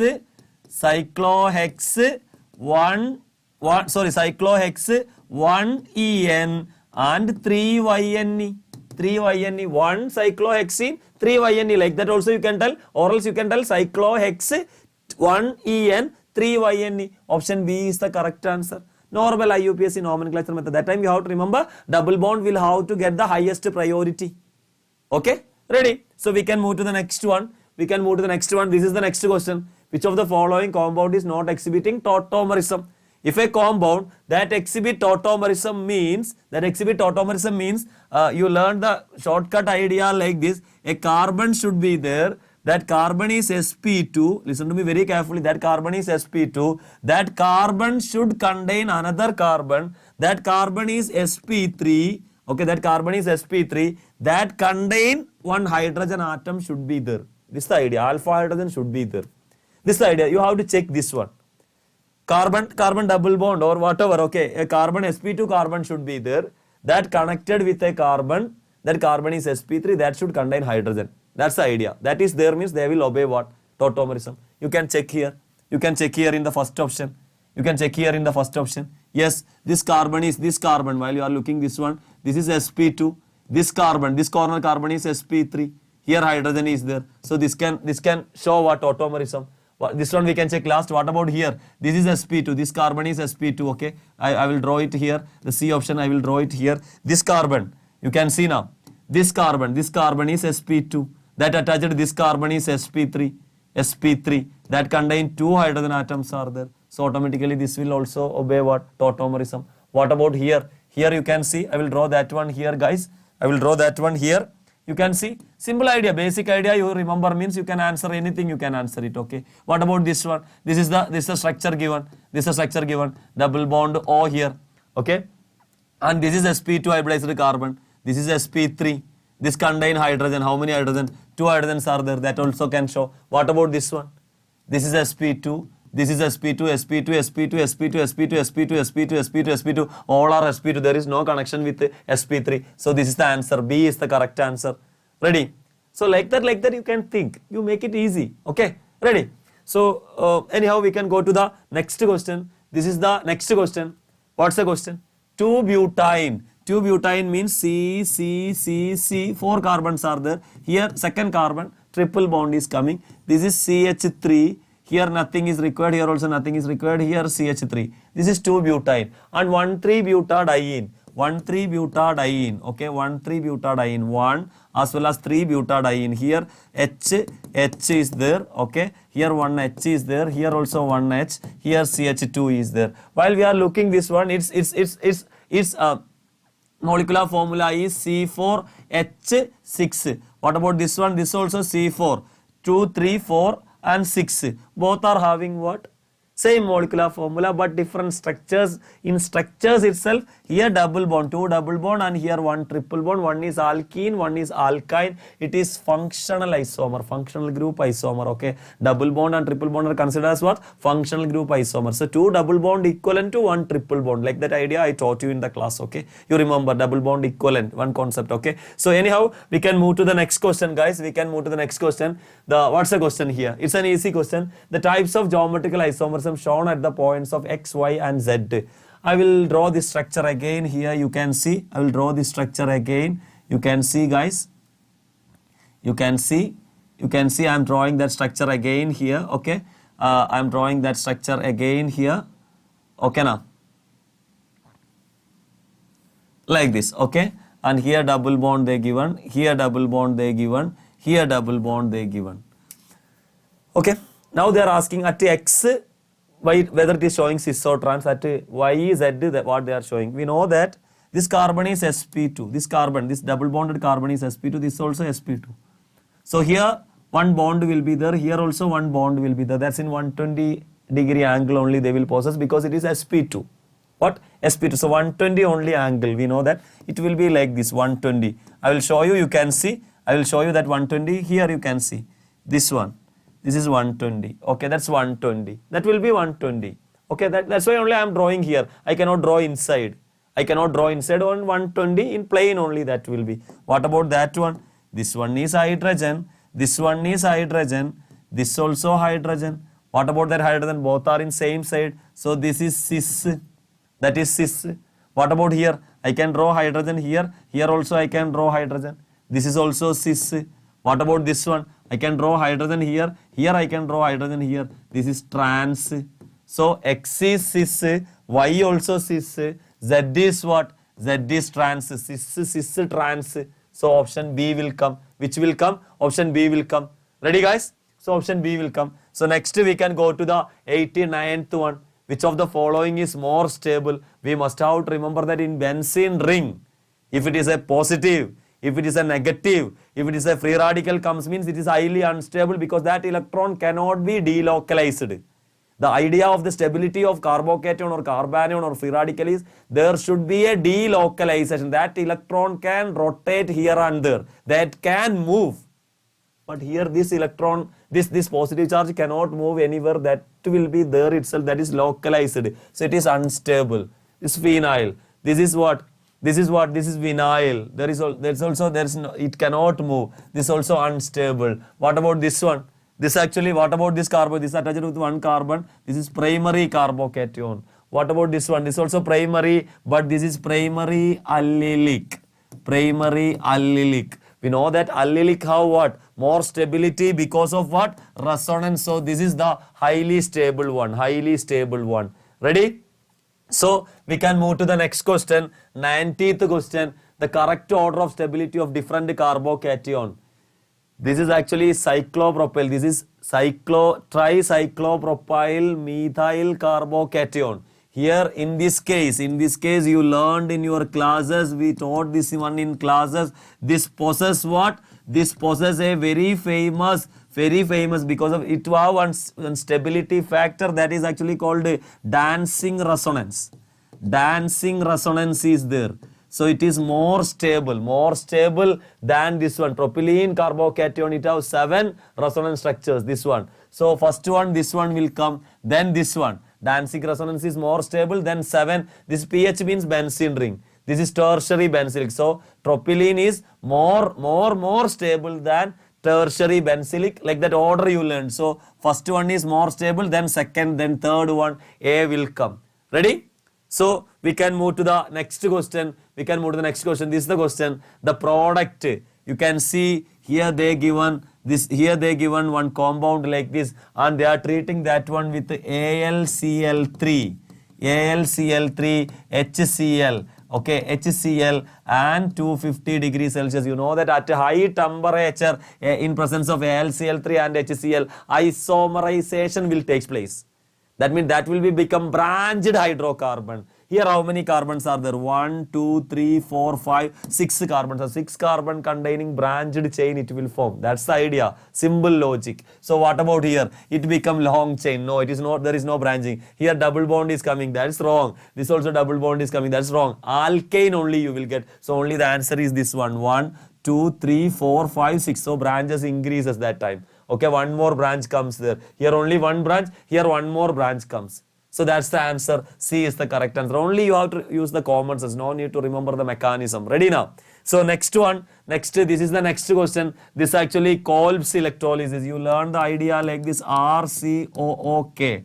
This one undergo Kolb's electrolysis. Okay, electrolysis. I am writing electrolysis. Your teacher maybe taught you. This one you have to remove. That R part you have to remove. This will be R free radical. Likewise, one more R free radical. They will single become mingle. They will form RR, alkane. So the same idea you have to apply here. You have to apply here this COK. You have to remove this COK. You have to remove. Here one free radical. Here one free radical is there. They will form a double bond. So you will get what? Cyclohexene. You will get cyclohexene. What is cyclohexene? Option A is the correct answer. Cyclohexene you will get.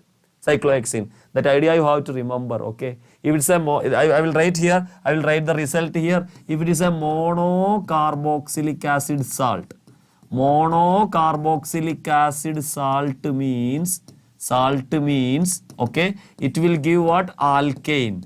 It will give alkane, okay. Then dicarboxylic acid salt, okay, dicarboxylic acid salt, and it should be that salt this should be saturated, okay. It's a saturated dicarboxylic acid salt. There should not be any double bond. Then that will give you what? Alkene. That will give you alkene. If it is unsaturated dicarboxylic acid salt means that will give you alkyne. Anyhow, this is enough, guys, okay. So we can go to the next question, 93rd question. The major product is, it's a very important question, okay. It's a very important question. You can see, this is a previous question also. You can see here double bond is here, and here you can see like this, okay. Here one methyl group is there, there one ethyl group is there, and here you are treating with HBr. HBr means that is actually Markovnikov addition. In Markovnikov addition, first step is H plus addition, electrophile addition. First, that's the slowest step. So whenever H plus is coming, what will happen to this double bond? This double bond can either shift to here or shift to here. Suppose it is shifting to there. Okay, let's think about it. Okay, if it is shifting to there, what you will get? I will draw the both cases. I will draw it. Okay, then you can easily understand, guys. I am going to draw the both cases. Okay, both cases. Suppose in first case it is shifting to here. Okay, so what will happen? I will draw the structure here. You can see, guys. Here it is. Here like this one ethyl is there. Here one methyl is there. What will happen now? Here this become negative charge. Here it become positive charge.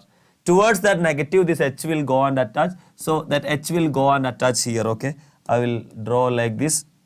I'm sorry, I will draw like this. Okay, I will draw like this. You can see, guys. You can see here which one will come and attach. Here which one will come and attach. Here that H will come and attach. Your H will come and attach here. Now you will get a carbocation. Okay, carbocation, that positive charge will be here. Okay, here only the positive charge. And similarly, the another possibility here it is. Another possibility is here it is that double bond. That double bond can shift to. Listen to me very carefully. The double bond can shift to here, this side. So here negative charge will come. How I can draw? I can draw like this. You can see here ethyl group is there. Here methyl group is there. Here negative charge will come. Here positive charge will come. So that electrophile will go and attach here. Okay. Here it will go and attach. I'm sorry. That negative charge, here only that H will go and attach, guys. Here only that H will go and attach.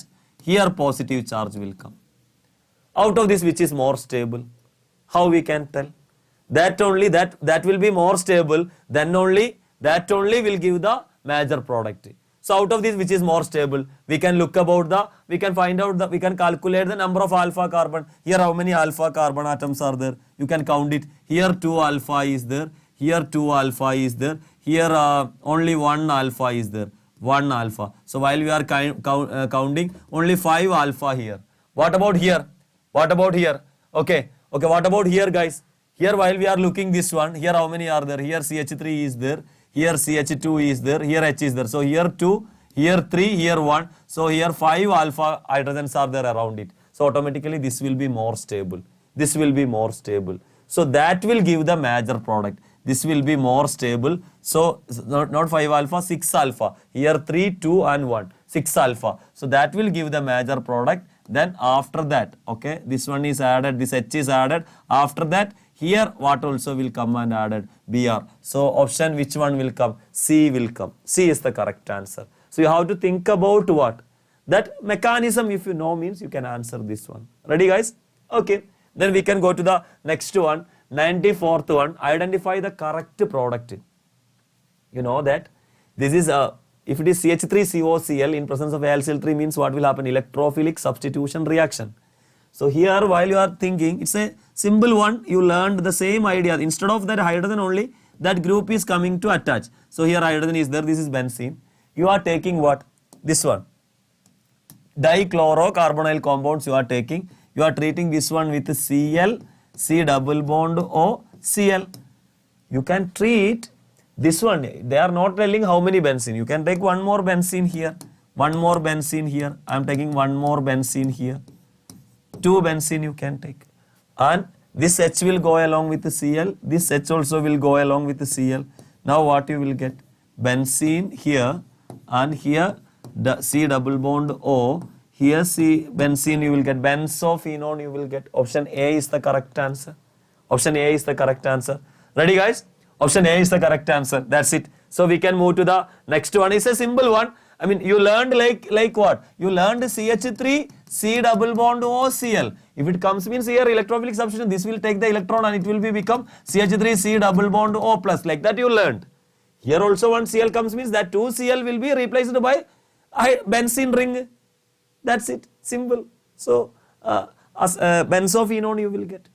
Ready? So we can move to the next question. 95th question. It's a easy, but this idea you learned in where also? Plus 2 classes also you learned that question only. What about this question? While we are looking this one, this question also option, I think the given option was wrong. So here you can see CH3 is there. This is NO2. Once you are treating this one with what? Br2 bar Fe means bromination.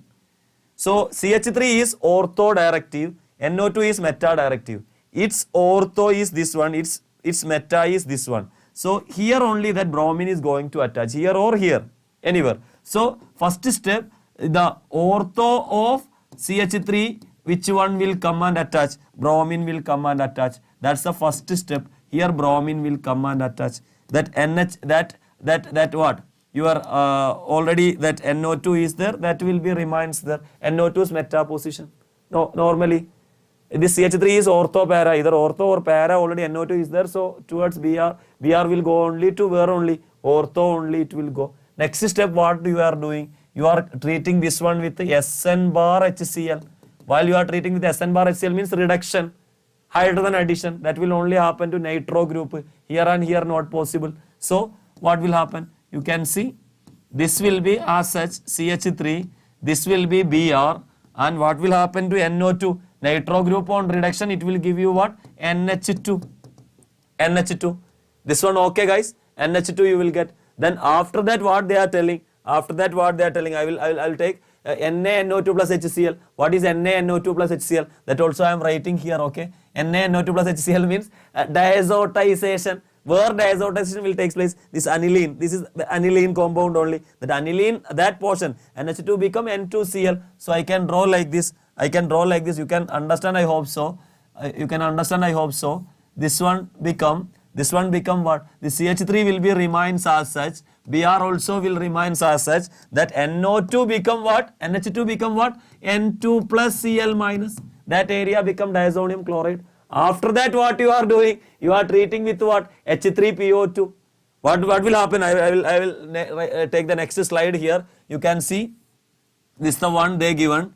This the one they given. Okay. This the one. Here CH3 is there. Here Br is there. Okay guys. Here Br is there. Here Br is there. Here N2 plus Cl minus is there.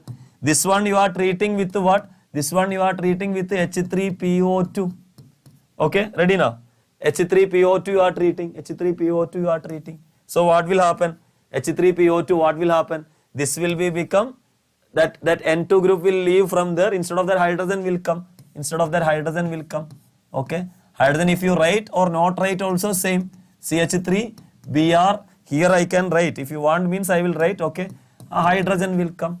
That's it. You can use H3PO2 or you can use ethanol. You learned that idea in amines. After that, after this one, what you are doing guys? After this one, what you are doing?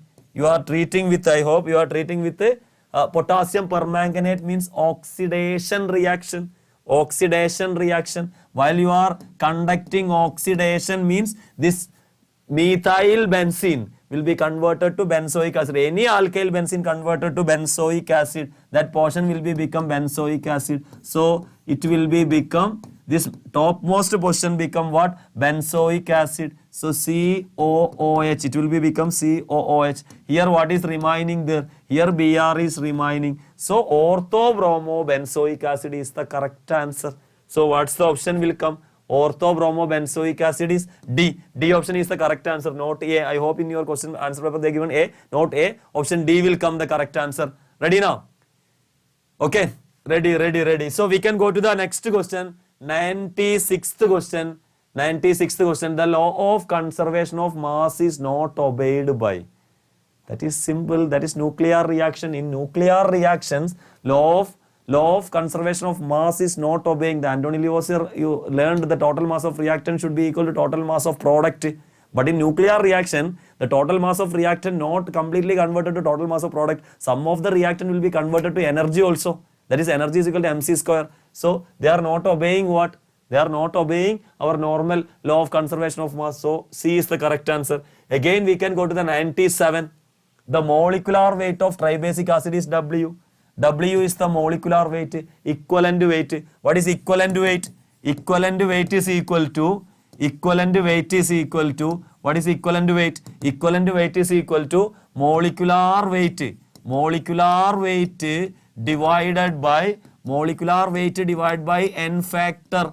So molecular weight is W. What is n factor? N factor for a tribasic acid means, tribasic means it can donate 3H plus. So n factor is 3. So W by 3. If it is dibasic acid means divide by 2. Monobasic acid means divide by 1. So W by 3. B is the correct answer.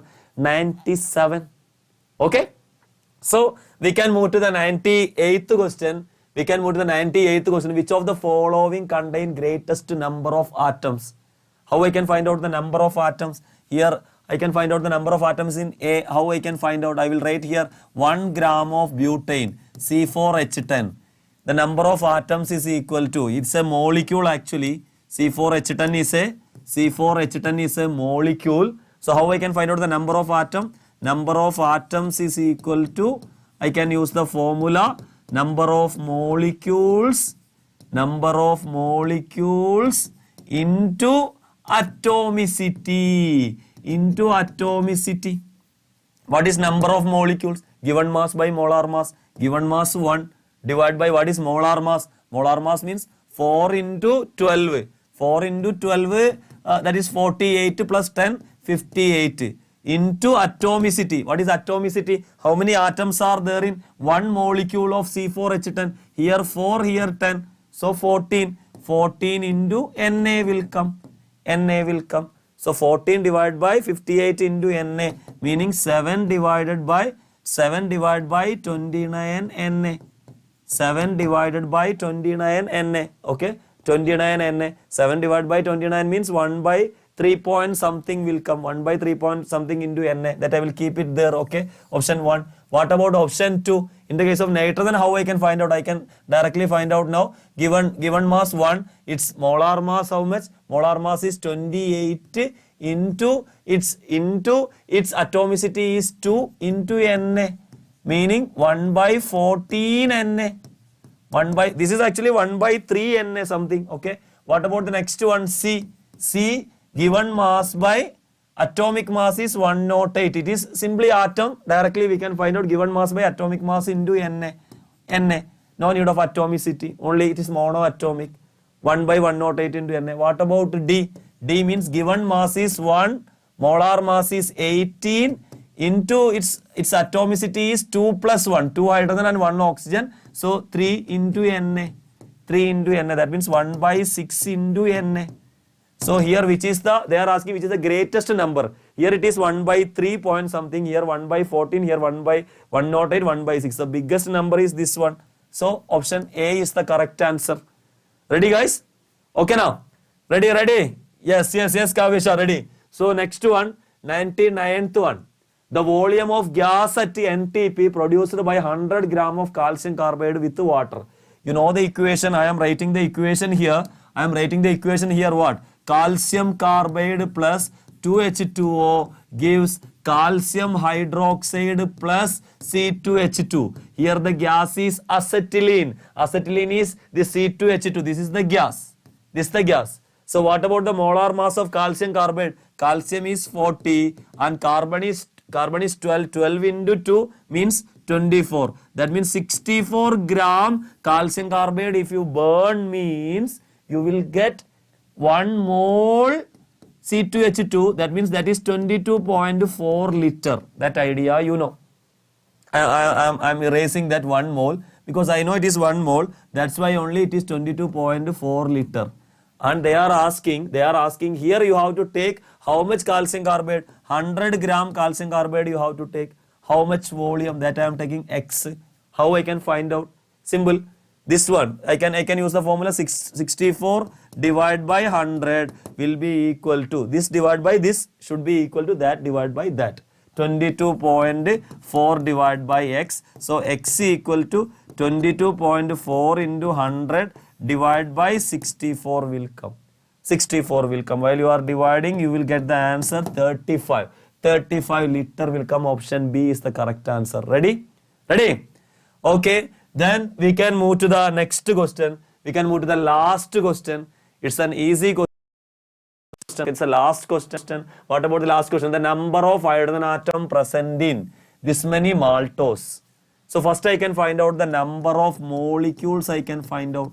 What's the number of molecules? Number of molecules is equal to given mass by okay, given mass by molar mass into Na. What is given mass? Given mass is 51.2. 51.2 divided by what's the molar mass? 342.3. 342.3. Ready? Into Na. Then while you are dividing this one, I am doing like this, okay? 5, 1, 2 I am taking divide by 342 I am doing, okay? That time I will get 1 times 1 342 I will get, then remaining is 0. This will be 11, 1 is giving, so 11 minus 4, 7 will come. Here 1, 7 will come. Here again 0 will come. So that time I can write 5 times. So automatically this will be 0.15 will come because I am taking this one 0.15. So 0.15 Na will come. 0.15 Na molecules are there. In one molecule C12H22O11, how many hydrogen atoms are there? 22 hydrogen atoms are there. 22 hydrogen atoms are there. They are asking in these molecules how many hydrogen atom? One molecule 22 hydrogen atom. So this many molecule how many hydrogen atom? A number of hydrogen atom only they are asking. Number of hydrogen atom is equal to 0.15 Na into 22. So answer is which one will come? B will come. If they are asking the total number of atom means 0.15 Na into total atomicity I have to multiply. 12 plus 22 plus 11 I have to multiply. But here they are asking only about hydrogen. Particularly hydrogen. So hydrogen's number only I have to multiply. So which option will come? Option B. That's all about the total 50 question in today's mock test 2. I hope some of you made it somewhat mistakes, but while you are watching this video, I am damn sure about that you will get all the clarification. If you have doubt, means you can clarify that doubts in tomorrow's class, or else you can comment. Those who are watching from Oman, Saudi and Dubai, they can comment that idea in the comment box.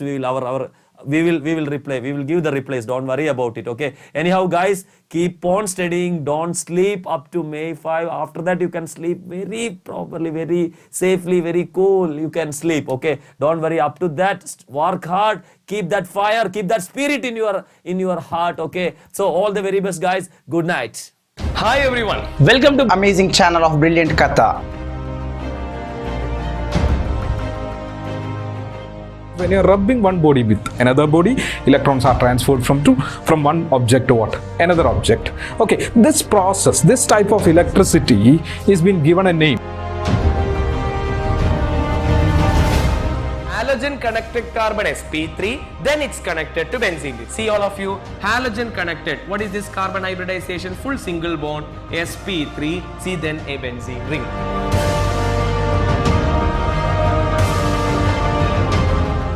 Denominator poles shouldn't be included in the denominator poles. That means the denominator, these -1 and -5 should never be included in the solution.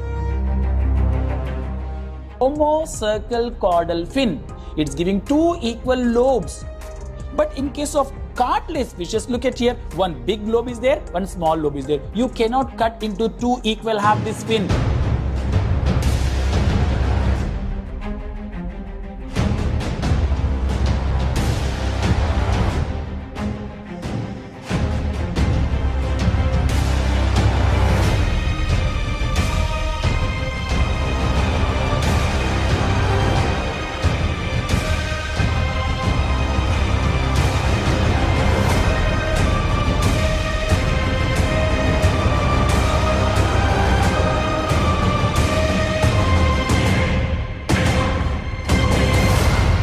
brilliant cutter.